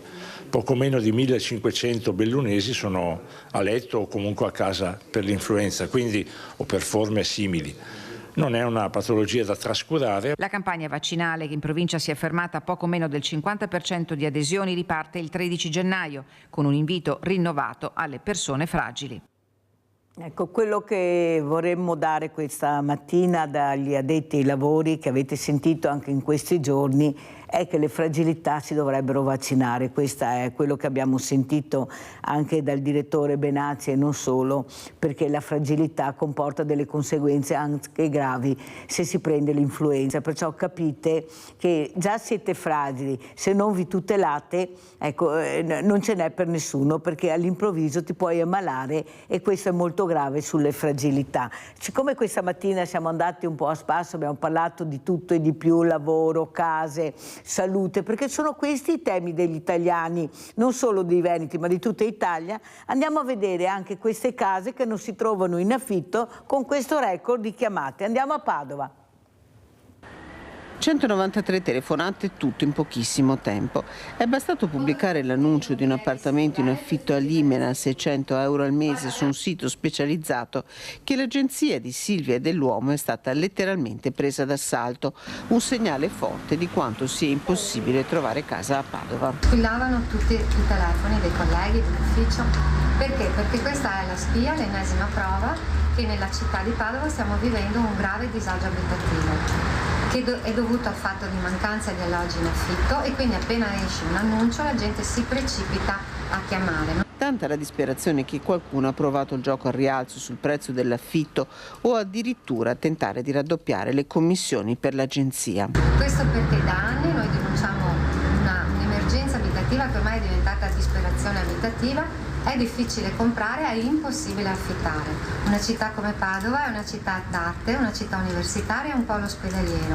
La richiesta è tanta, molti affitti sono finiti nel percorso turistico e quindi sono stati tolti da un residenziale normale, Di conseguenza affitti non se ne trovano né in città né in periferia né nei comuni limitrofi. Una situazione esplosiva di cui la collettività deve farsi carico, con garanzie per gli inquilini ma anche per i proprietari degli immobili. E bisogna fare in modo che i proprietari siano anche sicuri che se incappano nell'inquilino sbagliato possano mandarlo via in tempi ragionevoli e senza spese. Il nodo della giustizia in questo è cruciale. Abbiamo in linea Stefano da Mantova. Ciao caro Stefano. Ciao cara Mirella. Allora, noi contadini siamo un po' pazzi perché pensiamo solo al lavoro, pensiamo un po' solo troppo al lavoro e poco alla salute. A me quest'estate è successo di andare al pronto soccorso a Villafranca di Verona, gli ho detto che facevo fatica a respirare, mi hanno messo subito in codice rosso, c'era una cardiologa bravissima, giovane, mi ha tartassato dappertutto, mi ha detto devi ricoverarti all'ospedale di Mantova, che sono degli specialisti come Padova sul discorso dei cardiologi. Io gli ho detto no, io ho i cappucci da andare a portare a casa e stasera devo andare a ballare, te faccio firma e per colpa mia sono andato a casa. Passano 8 giorni, stavo abbastanza bene, mi trovo in una discoteca di Mantova che è il Mascara, che è di Treviso, una trevigiana fantastica, e sono lì che guardo e lì pirlo via, morto. Sai cosa vuol dire, Mirella? Morto. La Carmen lì del Mascara è intervenuta subito con i suoi camerieri che sapevano fare il massaggio cardiaco, finché è arrivata l'ambulanza.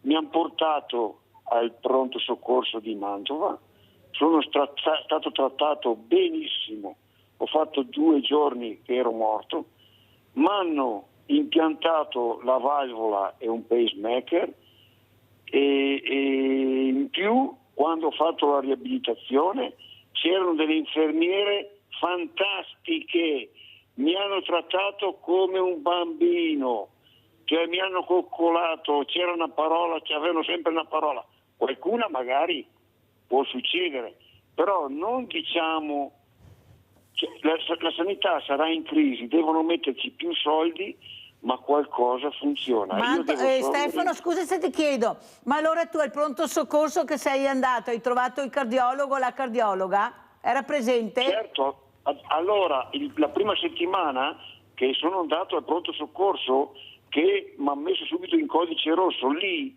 a Villafranca di Verona c'era la cardiologa, bravissima, una ragazza bravissima, e mi ha detto te devi andare subito, e io gli ho detto guarda, l'ha detto non fare il furbo, mi ha detto guarda io insomma, e dopo una settimana mi è successo che sono stato il solito contadino che non capisce un cazzo.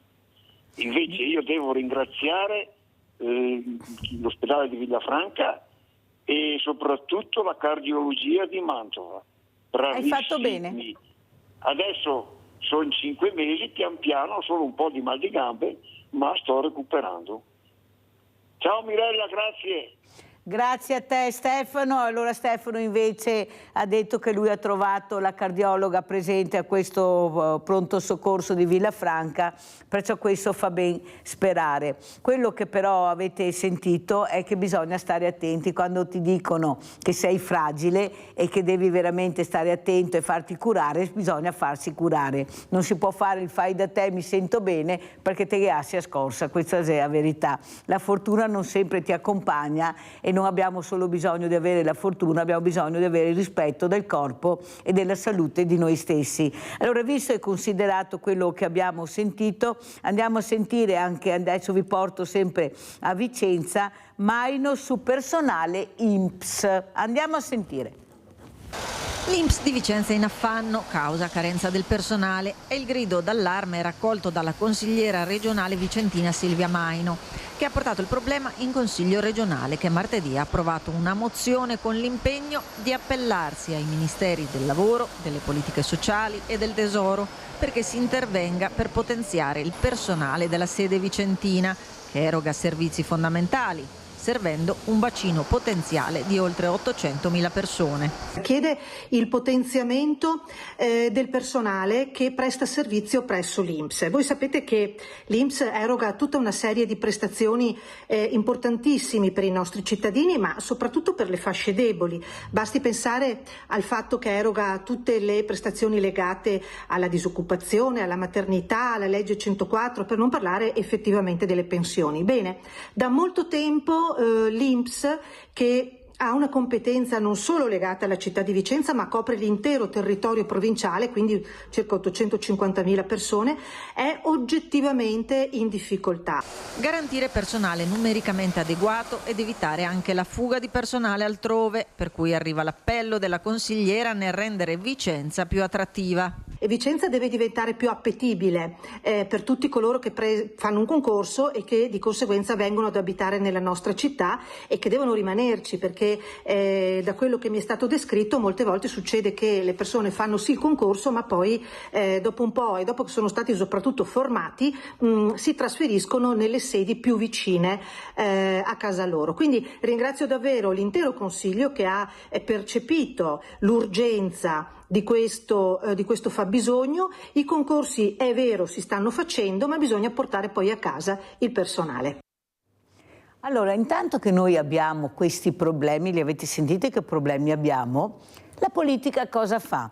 Per lei l'importanza adesso è di parlare del terzo mandato e più di qualcuno non vuole mollare la poltrona, perché è una poltrona che dà un reddito enorme, una visibilità enorme e una potenza enorme. Andiamo a sentire.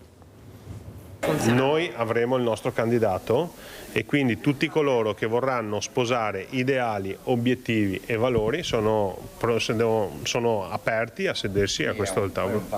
24 ore dopo le parole di Luca Zaia, che hanno infiammato anche la politica nazionale, tocca a Mario Conte ribadire il concetto: la Lega è pronta, anzi prontissima, alla corsa in solitaria. Speriamo possa essere Zaia, perché c'è questo vizio normativo che oggi impedisce ai presidenti di regione e ai sindaci, poche decine di sindaci a livello nazionale, di candidarsi per il terzo mandato. Ricordo che tecnicamente il mandato ti viene dato dai cittadini, qui viene impedito anche di presentare la propria proposta ai cittadini, proprio per una norma. Se così sarà, noi comunque la nostra partita la faremo. Ma proprio sul nodo del terzo mandato gli alleati vogliono fare chiarezza.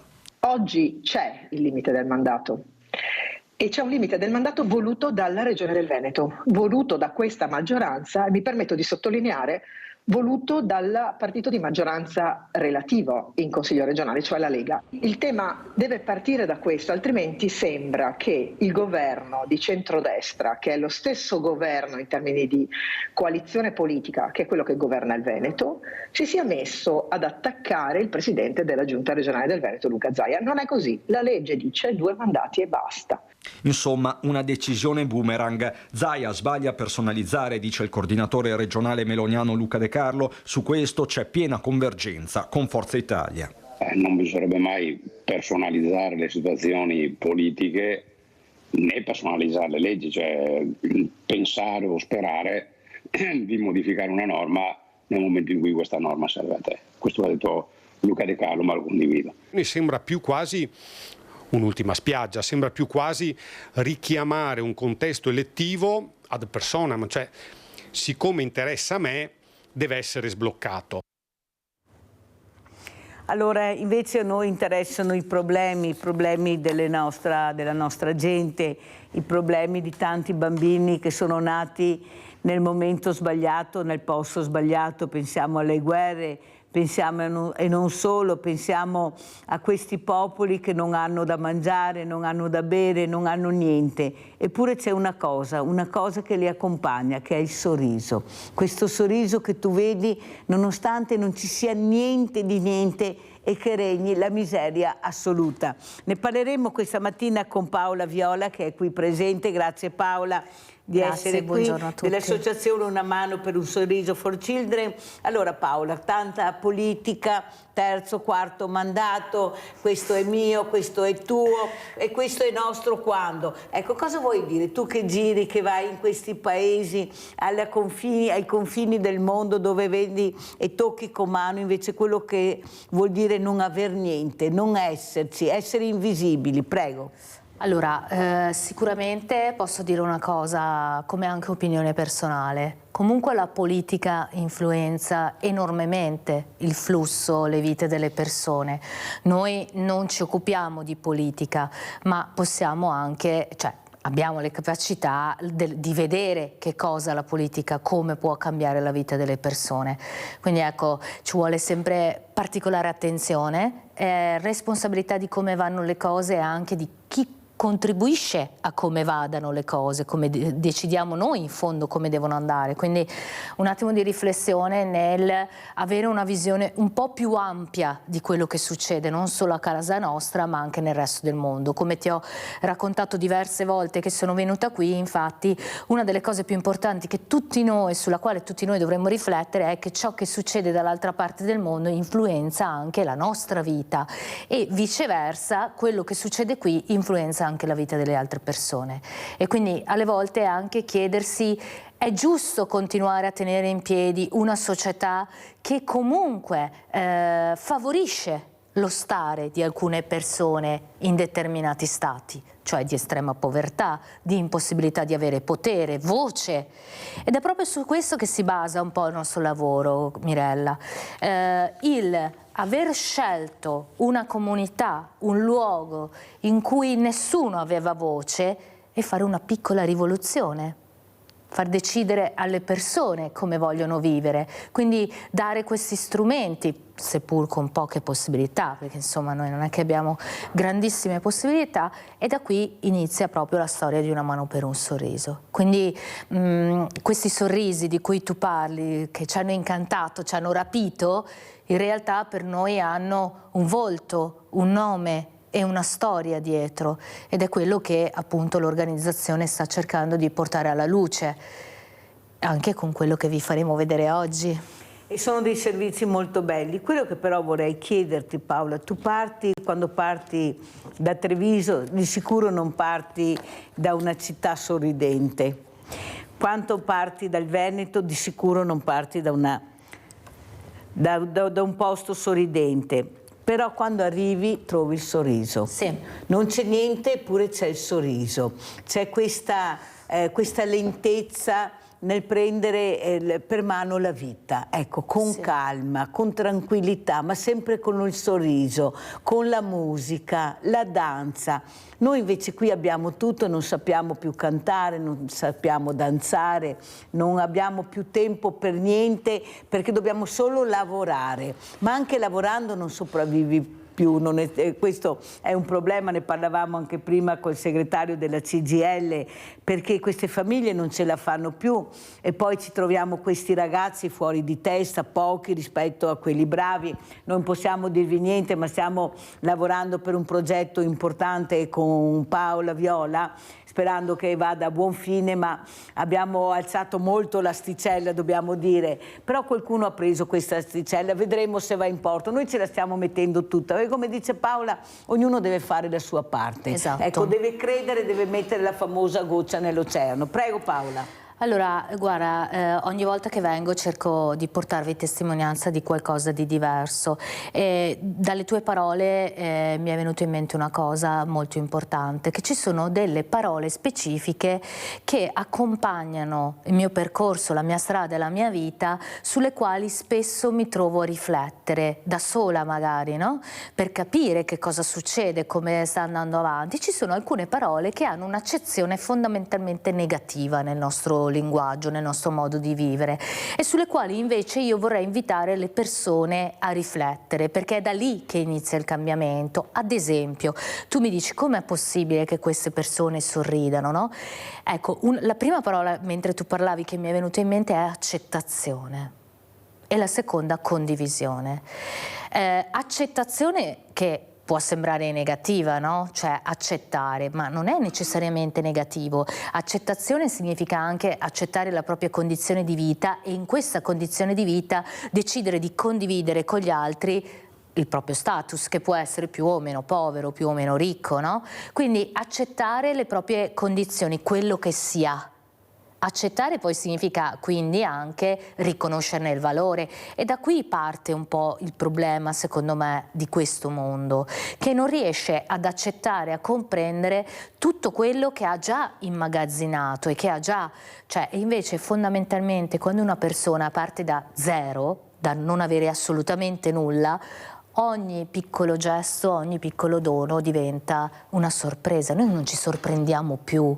Non siamo più felici perché non riusciamo più ad essere felici di quello che abbiamo, di quello che ci viene donato, delle possibilità, delle opportunità che abbiamo, che sono veramente tantissime in questo mondo. No, non penso che oggi Treviso sia una città eccessivamente felice o sufficientemente felice, meglio sufficientemente in base a quello che ha. Forse manca proprio quello che hai detto tu, che è l'emozione. Non riusciamo più a emozionarci, non riusciamo più a emozionare questi ragazzi. Noi invece vogliamo fare questo, anche non solo nel bene, ma anche toccando quello che è il male di queste popolazioni che non hanno nessuna colpa e non riescono neppure ad avere l'ABC del pranzo, della cena, del cibo, del vestire, eppure si accettano e quando arriva Paola con la sua squadra si emozionano. Si emozionano per una matita. Cosa vuol dire scrivere con una matita che è grande così come hai detto tu e non riesci neanche a scrivere? Ma se io ti porto le matite o i colori io ti emoziono. Prova a regalare una scatola di colori ai nostri se si emozionano. Quanti ne buttano via, quanti li gettano? Perché abbiamo troppo e il troppo poi decide questo. Allora andiamo a vedere la prima parte di questo servizio che ha portato Paola Viola. Questa è la sua luce, il massimo di luce che lei ha per mangiare, per studiare, per lavarsi, per tutto. Questa è la sua luce.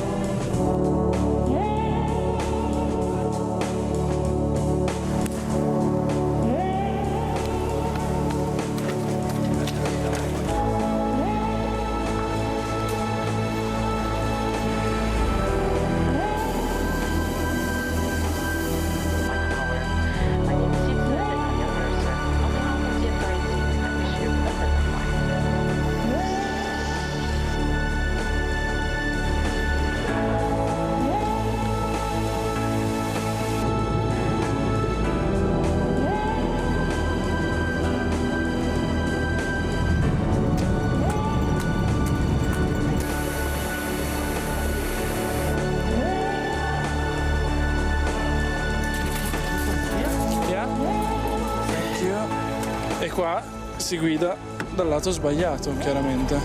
For you in your country it's so strange. Yeah, it's so strange.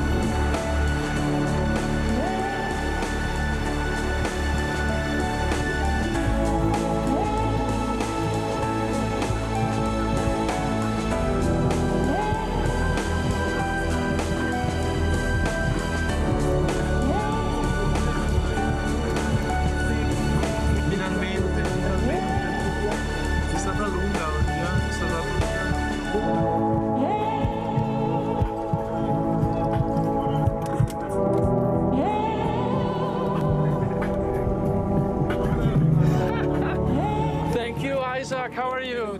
Grazie. Tutto bene, tutto bene. Allora, tiriamo giù che andiamo a dormire. I'm home. But you are our home, man. Yeah, I know. Come stai, Gabriele? Always living here. But Pietro, also. I need to know something. About Thank you. Cosa devi sapere? Seven there. Sono devastato, sono veramente devastato da ritardo del volo, rotture di palle. Sono devastato, un viaggio lunghissimo, ma per aiutare, per cercare di comprendere quel sorriso. Cosa vuoi dirmi quando mi accogli con quel sorriso? Prego Paola, commenta. Allora, intanto così volevo appunto un attimo introdurre questo documento che è veramente molto bello, poi pian piano entreremo nel vivo di questa visione. Gabriele Ciuffo è un volontario di Una Mano per un Sorriso che fa anche appunto video, montaggio, aiuta anche delle persone piuttosto importanti che fanno questo di lavoro e ha voluto portare questo documento che si chiama Occhi appunto ed è la visione di questo perché, di cui tu mi chiedi, no? Di questo perché fare questo viaggio così lungo, perché lasciare la propria zona di comfort e andare a misurarsi con una realtà completamente diversa, perché portare i propri talenti. Quello che avete visto appunto dopo, verso la fine di questo piccolo spezzone del video è proprio lo Smiling Center, che è questo palazzo di 2 piani e mezzo, così, che noi abbiamo visto. Esatto, che avete già visto varie volte, che l'associazione ha costruito con l'idea e la visione di poter dare la possibilità ai bambini che vivono nelle baraccopoli di Nairobi di provare diverse attività, perché nella vita poi come puoi sapere qual è il tuo talento se non hai l'opportunità di misurarti con i tuoi talenti e poi svilupparli per aiutare a decidere che vita vorranno fare. Sono tantissimi ragazzi che prendono la valigia e partono facendo dei viaggi assurdi. Ecco qua i giovani invece che si mettono in gioco. Esatto. I giovani sono curiosi, i giovani vogliono sapere, i giovani hanno bisogno di misurarsi con realtà diverse per poi reimpostare e ricalibrare la loro vita, la loro quotidianità. E quindi, tra l'altro, Gabriele, questo ragazzo incredibile che io lo chiamo gigante buono perché poi lo vedrete nei video, è altissimo, è in fianco a un bambino della baraccopoli, è una cosa così emozionante e bella da vedere che è incredibile. È la seconda volta che veniva, ok? Quindi perché partire? Perché mettersi al servizio di chi non ha opportunità e soprattutto perché ritornare? E allora andiamo a vedere la seconda parte.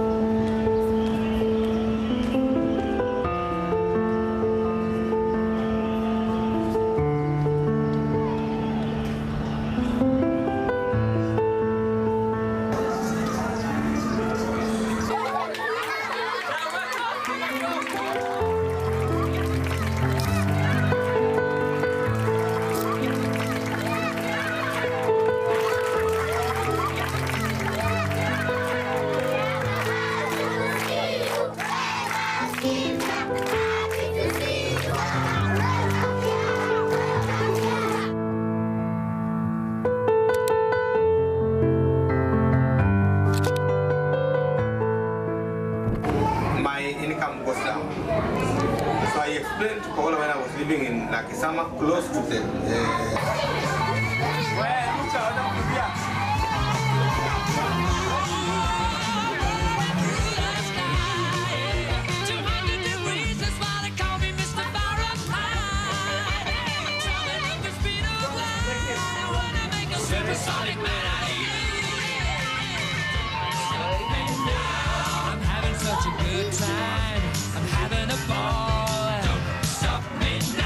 If you wanna have a good time, just give me a call.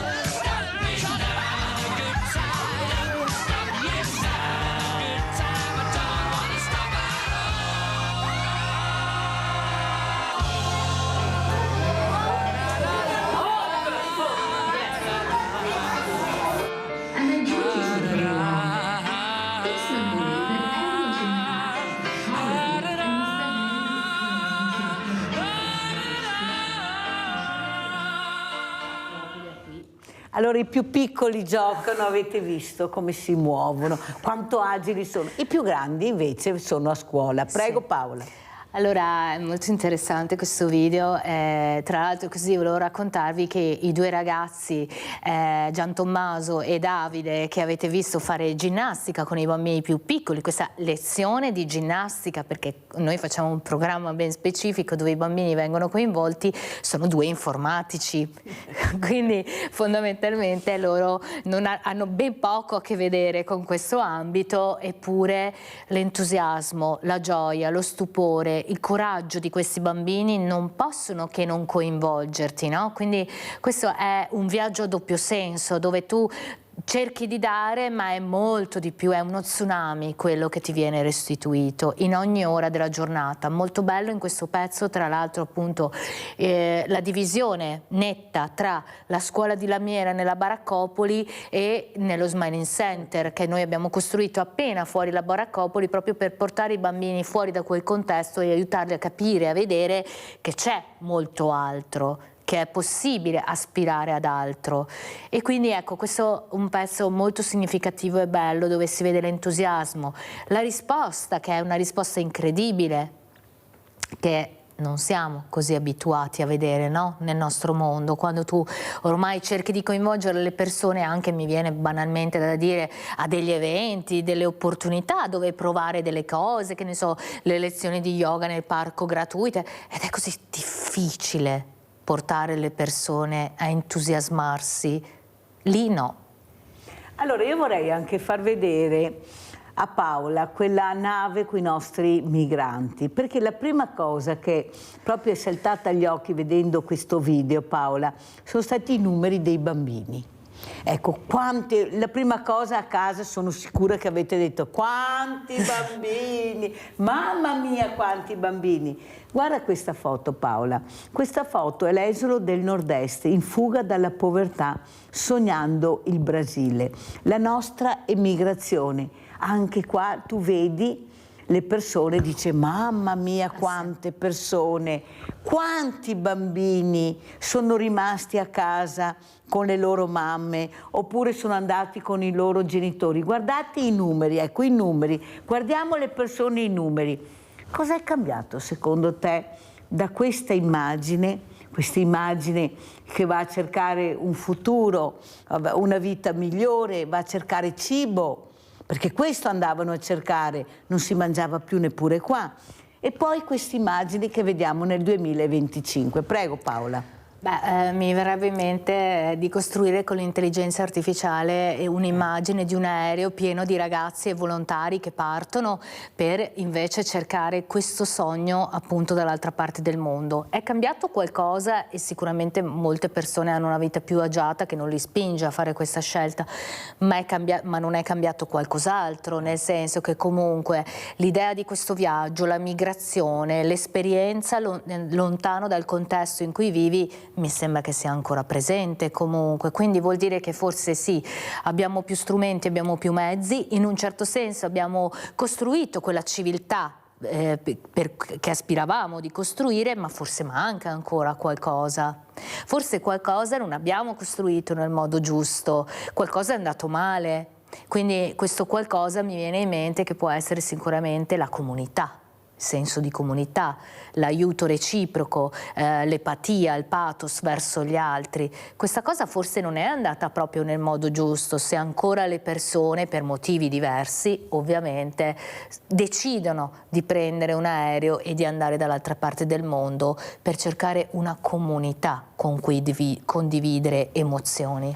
E quello che fa specie è che stanno partendo i nostri giovani. Sì. Stanno partendo i nostri giovani, quelli che cercano anche loro un futuro in maniera diversa, in modo diverso, perché hanno la fortuna di essere nati su paesi dove possono prendere il treno, l'aereo, esatto, possono arrivare, mentre abbiamo un popolo che non può neppure fare questo, perché è vietato a loro di andare da un'altra parte. Eppure loro, nonostante sappiano che possono anche rimetterci la vita, tentano di trovare un posto migliore, che magari è anche l'Italia, perché morfologicamente è quello dove si avvicinano di più, è il paese dove si arriva. Andiamo a vedere la terza parte.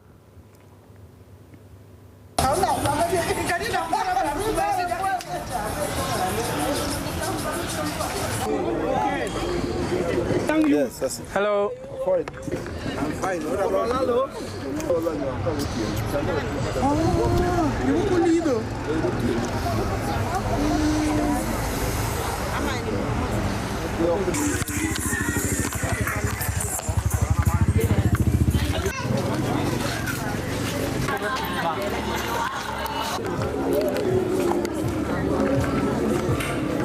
Marpin.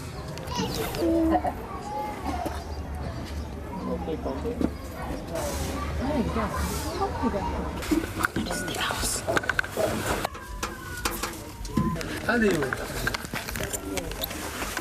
Buono? Ma non è venuto noi. Gadi. Nah. In. An. Iri ba. 20. Oh, sir. 20 years. Well, nobody clean the home except her. She can come sometime.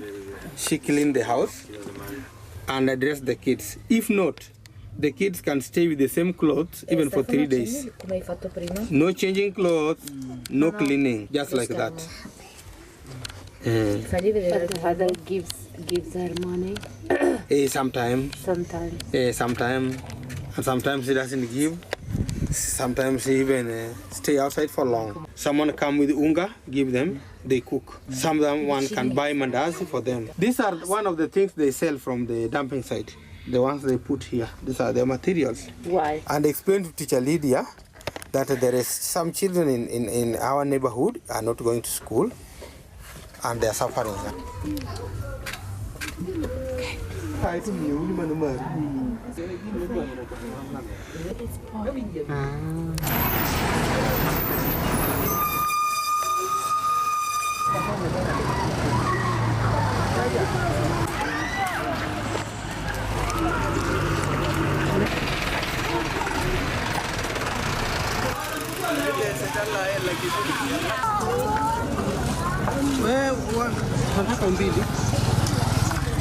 These ones are the ones, part of bread, but not bread. We take them from dumping site.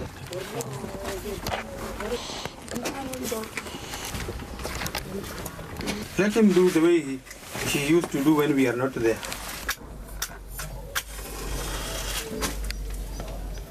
Questa è la sua luce, il massimo di luce che lei ha. Per mangiare, per studiare, per lavarsi, per tutto. Questa è la sua luce.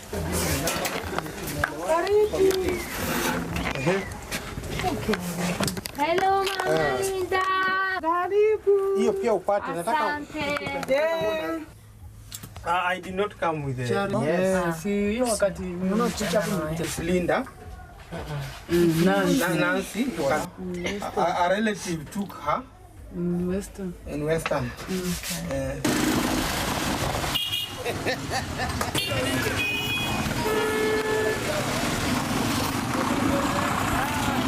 Let me know. What color is the closet? No, because it's on the room.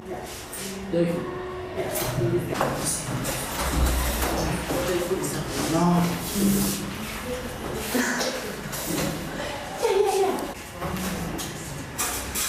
So he said Agnes. Yeah.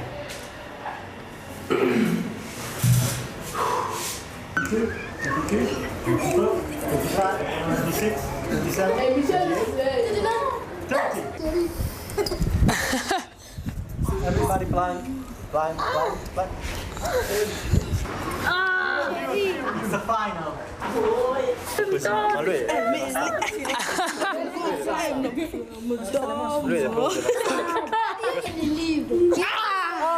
Oh, we have a champion.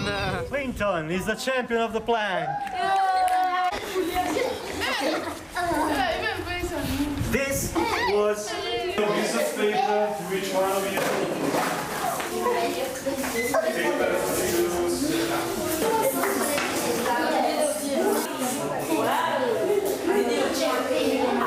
What's my name?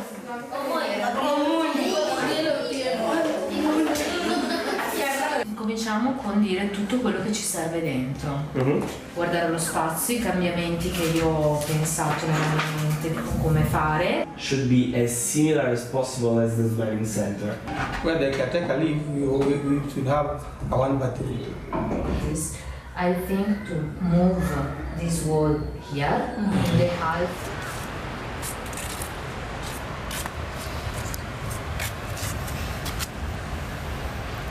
Parlano di cinestra, non di bellezza, ma quello di classe, sì. Dovrebbe essere diventato l'uomo, che non riesco a fare più una cosa insieme, cioè...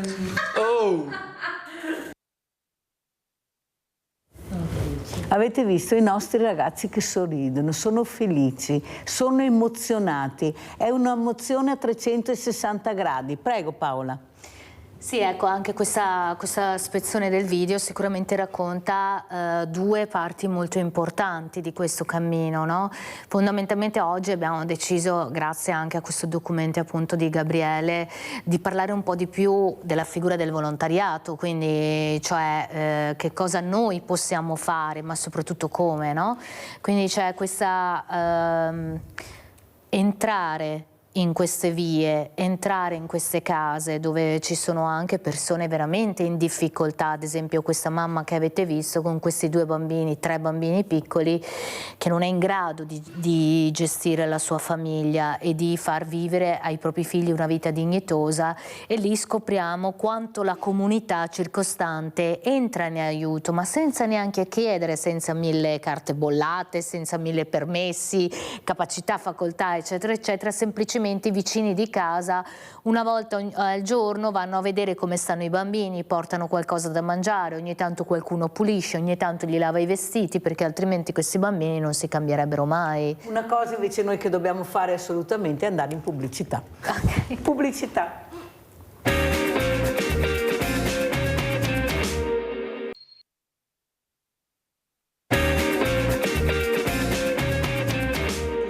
Con Paola Viola, che ringrazio sempre, Associazione Una Mano per un Sorriso for Children. Stiamo vedendo dei servizi meravigliosi commentati da questa donna straordinaria che non è andata solo là, lei è andata nel mondo, è andata dove ci sono le guerre, ha toccato con mano cos'è la disperazione. Prego Paola. Sì, ecco, quindi ripartiamo da qui, no? Quindi sono stata in Siria, in Palestina, in diversi posti di conflitto, in Ucraina, in Bielorussia, esattamente. Toccare la povertà con mano mi ha semplicemente insegnato 2 cose fondamentali: la dignità, che non si paga e non si compra, quindi l'estrema dignità di queste persone, anche negli Islam di Corococcio, che ti aprono la loro casa. Sono rientrata anche da poco in realtà, perché dopo questo viaggio di cui voi state vivendo alcuni momenti, io sono tornata questo Natale in Kenya, ho fatto le mie vacanze di Natale al caldo, così, no? Solo che non proprio come siamo abituati a vedere il film a Natale, ma un Natale molto complesso. Sono stata perché stiamo programmando di costruire una nuova scuola per aiutare questi bambini, dare loro delle opportunità, e quindi era necessario fare degli incontri istituzionali per parlare con delle persone. E nel frattempo ho vissuto, ho camminato per le strade di Corococcio il 24 dicembre e un po' è stato forse uno dei momenti più complessi dei miei viaggi, devo dire la verità, dove ho riferito alle persone a casa: è difficile camminare per queste strade oggi, qui le scarpe mi sembra pesino quintali ad ogni passo in più, mi sembra di portare via con me un pezzo di cemento ogni volta, no?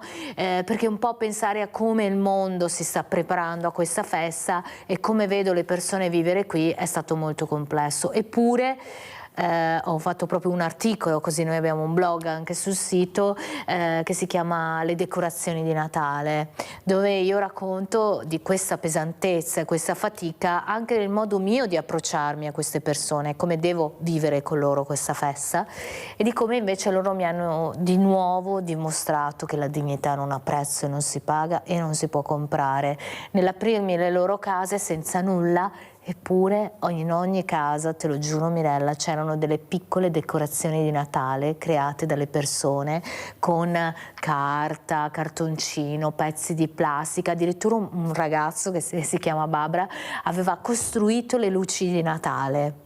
Pensate, per loro l'importanza. Per loro, esatto, della festa, della condivisione, e comunque il Natale poi ha un significato diverso ovviamente nelle diverse parti del mondo, ma vuol dire rinascita per tutti. Allora andiamo a vedere un altro servizio.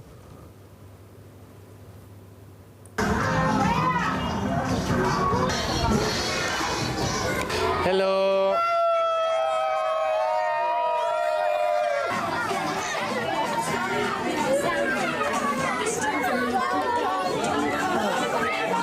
faccio più.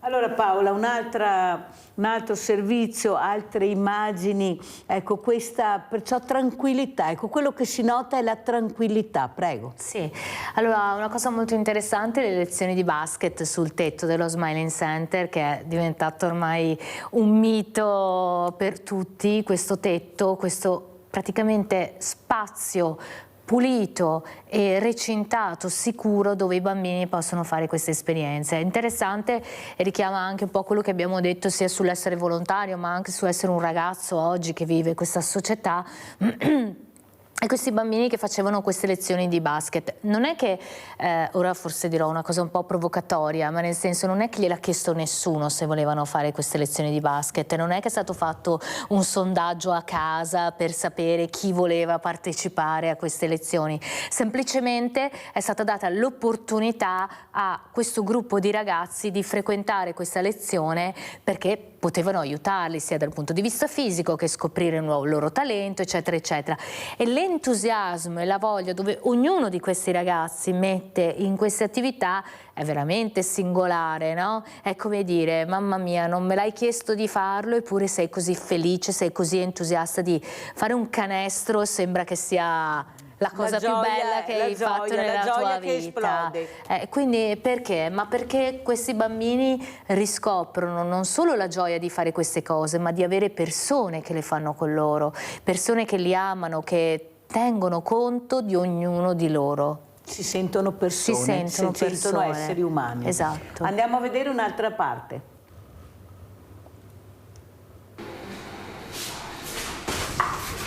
Dopo la fila. Eccoti. Tribolazione? Adesso piedi punti.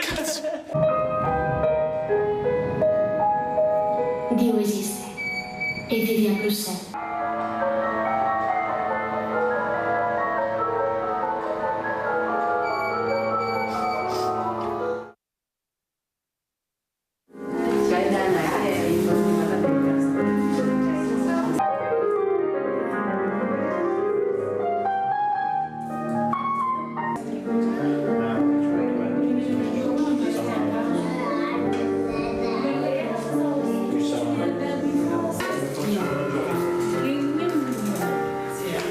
bambino molto loquace. Fisioterapista, lei curato. Can you draw something? Yeah. Okay, what do you think if we teach artificial intelligence to draw? Now, who made this? This?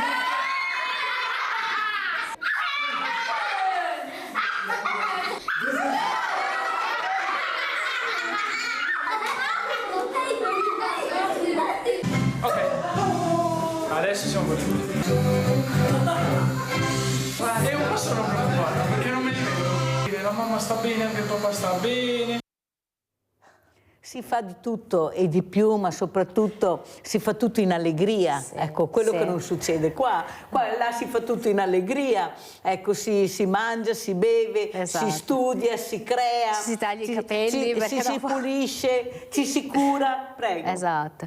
No, allora, una piccola parentesi doverosa, insomma, sul primo pezzo che abbiamo visto, che riguarda le attività che l'associazione appunto Una Mano per un Sorriso ha attivato all'interno dello Smiling Center. Perché tutto all'interno? Tutto all'interno di questa struttura, dove ogni venerdì viene attivata una clinica fisioterapica per i bambini che vivono appunto in quella zona della Baraccopoli. La cosa su cui vorrei puntare l'attenzione è che i volontari stessi, come avete visto, sono presi all'interno della clinica, vengono fatti partecipi di questo programma per far capire proprio alle persone quanto non solo la medicina, non solo la cura è indispensabile, ma l'aver cura delle persone è una parola che abbraccia tantissime altre cose, quindi i volontari vengono coinvolti nel tenere compagnia ai bambini, nel farli giocare, nel farli divertire, nel parlare con le mamme, ascoltare le loro storie, perché queste sono storie veramente difficili, dove una mamma che ad esempio vive nella discarica deve lavorare ogni giorno per ogni sera poter da mangiare alla sua famiglia, e questo giorno alla settimana specifica lei rinuncia a questo, quindi spesso anche magari a mangiare, pur di portare il suo bambino a effettuare queste cure. I servizi che abbiamo visto precedentemente, abbiamo visto anche questi mercati che tu mi hai spiegato, quasi tutti sono prodotti della discarica che loro vanno a prendere e poi li vendono. Esatto, fondamentalmente la maggior parte delle persone che vivono nelle zone di nostro interesse, quindi dove ci sono i nostri bambini, dove c'è la nostra comunità, vivono, lavorano nella discarica, la discarica di Dandora, che è la seconda discarica più grande di tutta l'Africa. Ok, e cosa significa? Significa che passano la maggior parte della loro giornata all'interno di questa discarica o a cercare, a suddividere i diversi materiali. Voi immaginate che quello che voi avete visto per strada, cioè le strade piene di cose ancora utilizzabili. Questa è una cosa sconvolgente, certamente non nuove, non perfette, non pulite, magari con qualche pezzo rotto da aggiustare, ma il portare fuori dalla discarica le cose è una cosa che ci dovrebbe far riflettere tantissimo, nel senso, noi continuiamo a buttare cose che si potrebbero ancora utilizzare. Per esempio, il concetto di riparare e di riciclo nel nostro mondo non esiste. Non esiste. Si butta, ok? Come si buttano le persone, come si buttano le opportunità, come si sprecano le cose. O le fragilità. Le fragilità, esatto. Quindi questa è una civiltà, una comunità dove tutto viene riconsiderato, rivisto, ed ecco perché anche le persone e i volontari stessi possono rivedere e rivalutare la propria vita. E rinascere. E rinascere. Sesta parte, andiamo a vedere.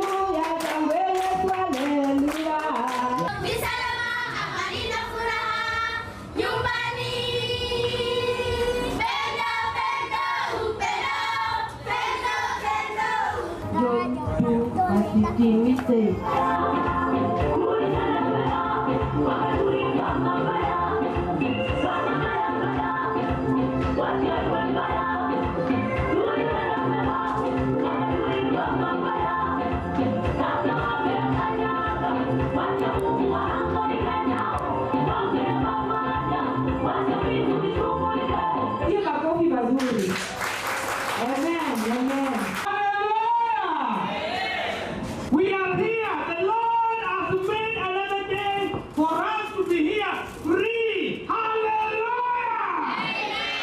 We are here in this church.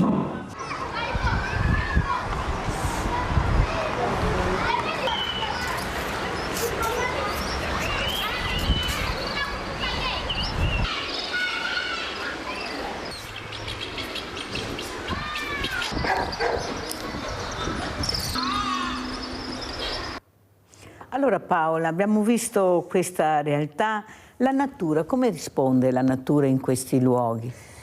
Guarda, la natura è incredibile, perché ti direi è difficile da distruggere, perché comunque in ogni contesto ritorna, soprattutto in un posto così pieno al di fuori di questi contesti di natura. E quindi ogni tanto mi chiedo come facciamo a essere riusciti ad aver quasi distrutto il nostro mondo, fondamentalmente, se in un posto del genere è evidente come la natura combatta ogni giorno per sopravvivere, che poi in realtà qui ti ricolleghi a questo concetto dove noi facciamo parte della natura in realtà. Non siamo sopra, però ce ne dimentichiamo. E quindi come queste persone riescono a sopravvivere in questo stato di estrema povertà e deprivazione di qualsiasi cosa, non si capisce come la natura riesca a sopravvivere. Ci sono parti della discarica dove diciamo sono finiti i lavori di riciclo eccetera, perché arrivati a un certo livello di altitudine non riescono più ad andare, perché la discarica non solo è sottoscavata per 100 metri ma è sopra una montagna ormai, dove quindi è stata abbandonata, dove la natura immediatamente se ne ha ripreso possesso. Ad esempio questo Natale sono stata a trovare una famiglia che aveva cambiato casa e quindi mi ha dato una visuale diversa della discarica, e ti sto parlando proprio di questo posto che ho visto dove Isaac mi spiegava, vedi lì la natura ha ripreso e contemporaneamente le persone sono tornate, loro adesso stanno coltivando sopra 100 metri sopra e sotto altri 100 di immondizia. Andiamo a vedere un'altra parte.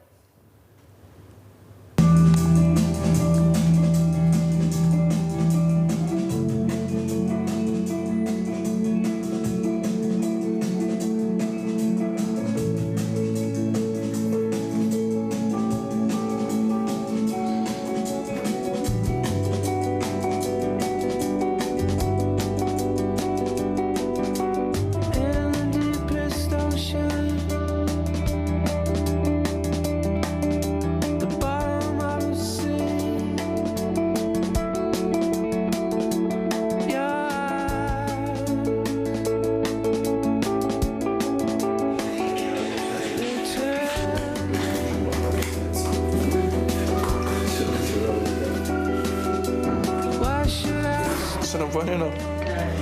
Ci proviamo. È buono questo? Ma speriamo, lo scopriremo tra qualche ora. Sì. Ma ci siamo riusciti. Sì. Ma perché dormi male? Io dormo da Dio. Ma non lo so, raga, non so se il materasso può far venire degli incubi. Cioè nel senso il fatto che dormi male accusa l'altro. Ah, sicuramente il materasso fa cagare perché mi sveglio e sento che capisco mio nonno.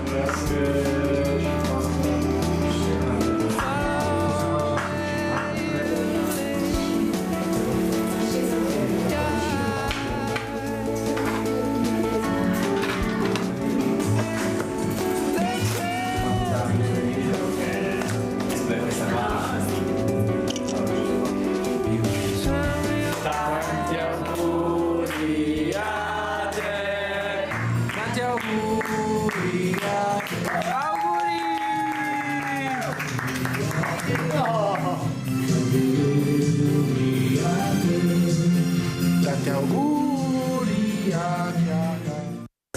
Ovviamente mi mettiamo da parte, chiediamo. Cheers.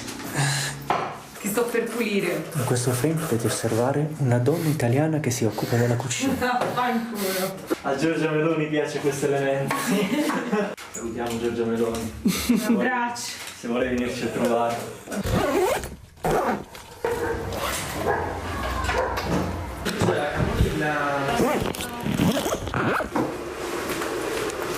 Ragazzi, ci vediamo. Grazie mille, mi hai aperto la porta all'inizio e mi chiudi la porta alla fine. Grazie. Allora, ci vediamo a Milano settimana prossima. Ci vedremo il 26. Dai, quei giorni lì. Tu vieni giù?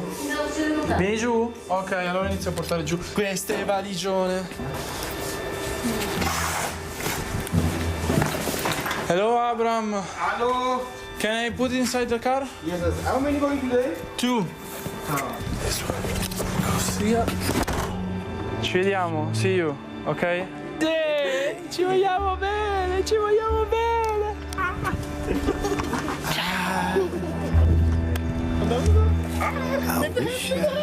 Ciao, ciao, ciao. See you. Like dolphins can swim. Though nothing will keep us together, we can beat them forever and ever. We can be heroes just for one day. We can be heroes just for one day.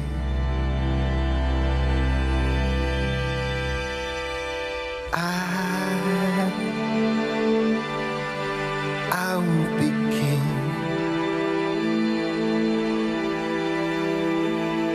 And you will be queen. Though nothing will drive us away, how we can be heroes just for one day. How we can be us just for one day.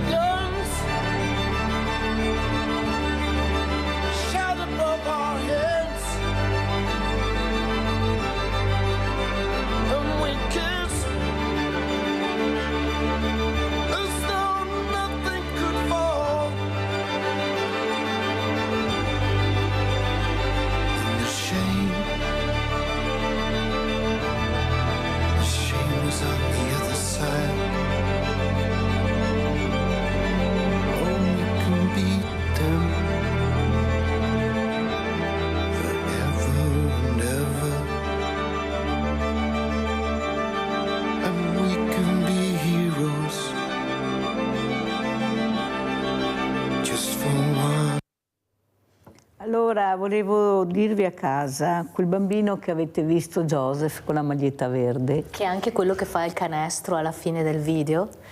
Dove l'avete trovato? Questa è una storia incredibile. Lui è Joseph, che veniva chiamato il bambino di Dandora. Lui viveva ad Andorra da solo 10 anni, no, anzi 9 anni per l'esattezza, quando l'abbiamo incontrato, e questo bambino era scappato di casa perché aveva subito degli abusi fondamentalmente e aveva trovato, tra virgolette, riparo nella discarica, dove le persone usualmente vivono, anche trovano qualcosa da mangiare, eccetera. E quando siamo stati appunto ad Andorra per far visita a delle famiglie dei nostri genitori che lavoravano, ci hanno segnalato immediatamente questo bambino e lui ci girava intorno, no? Come per farsi vedere. È una cosa incredibile quella storia, dove io fondamentalmente mi accorgo per la prima volta di questo bambino guardando la fotografia che avevo appena fatto nella macchina fotografica, e vedo questo bambino che mi guarda e dico: ma chi è questo bambino? Dov'è? Mi guardo intorno e lui stava girando attorno a noi con questo sacchettino. Quindi un'altra piccola riflessione, no? Lui si è fatto vedere. Quante volte le persone ci chiedono aiuto, ci chiedono di cambiare qualcosa, di intervenire nella loro vita, aiutarle a trovare un'altra strada, no? Quindi anche per esempio i ragazzi in difficoltà che abbiamo nominato all'inizio della trasmissione, quanti di questi ragazzi forse ci stanno già guardando e stanno aspettando che noi facciamo qualcosa? Guarda, veramente grazie Paola, io sono sempre onorata di avere Paola ospite, Paola ma che rappresenta anche tutta questa squadra di ragazzi, questi sono anche i nostri ragazzi che vanno ad aiutare questi bambini, queste persone e veramente dobbiamo dire grazie. Quale messaggio vuoi salutarci Paola? Velocissima? Il messaggio che mi viene in mente dopo questa mattinata è semplicemente si può cambiare la propria vita e quella degli altri. Proviamo, sfidiamo la storia, la realtà e sicuramente qualcosa succede. Grazie a Paola Viola, grazie tantissimo, complimenti per quello che ci hai fatto vedere. Apriamo gli occhi e svegliamoci, Sveglia Veneti, e andiamo a pranzo con la proposta di Mirella. Pizza di Scarola. Per non perdere di vista le diete dimagranti, la semplice ma salutare Scarola, grazie alle sue proprietà depurative e per lo scarso contenuto di calorie, appena 15 calorie per 100 grammi, si presta a essere protagonista della tavola dei ciccioni, che non vogliono essere più ciccioni. Ingredienti per 4 persone. 2 confezioni di pasta per pizza. Oppure 600 grammi di pasta per pizze acquistata dal panettiere. 800 grammi di scarola liscia. 2 spicchi di aglio. 4 filetti di acciuga sott'olio. Un cucchiaio di capperi dissalati. Una decina di olive di Gaeta denocciolate. Un cucchiaio di pinoli. Un cucchiaio di uva sultanina. 3 cucchiai di olio extravergine d'oliva. Sale.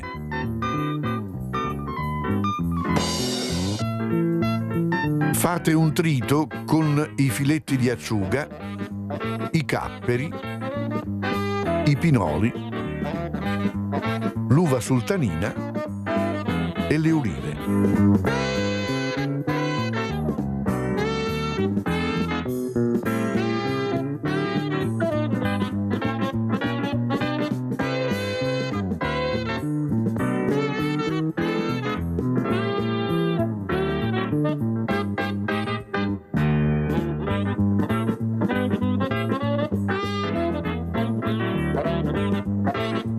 Pulite la scarola. Tagliatela a pezzi. Fatela cuocere in un dito di acqua salata e scolatela. Scaldate in una padella un po' di olio con gli spicchi di aglio. Schiacciateli e toglieteli appena dorati. Aggiungete il misto di olive preparato precedentemente e lasciate rosolare. Versate la scarola già cotta e fate insaporire per qualche minuto.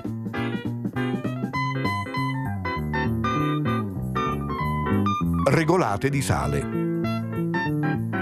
Lasciate intiepidire.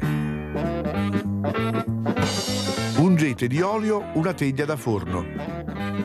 Stendete la pasta e rivestite la teglia.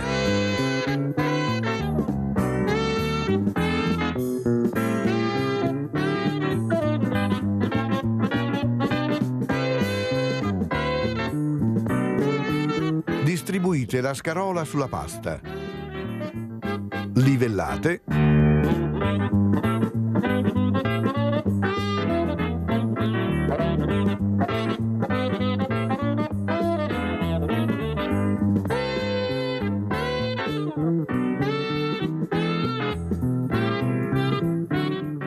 ricoprite con altro strato di pasta sottile.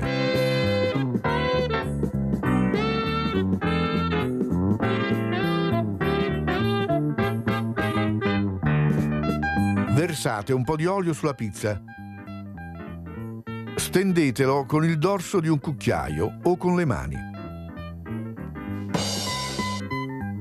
Cuocete in forno già caldo a 180 gradi per 15 minuti.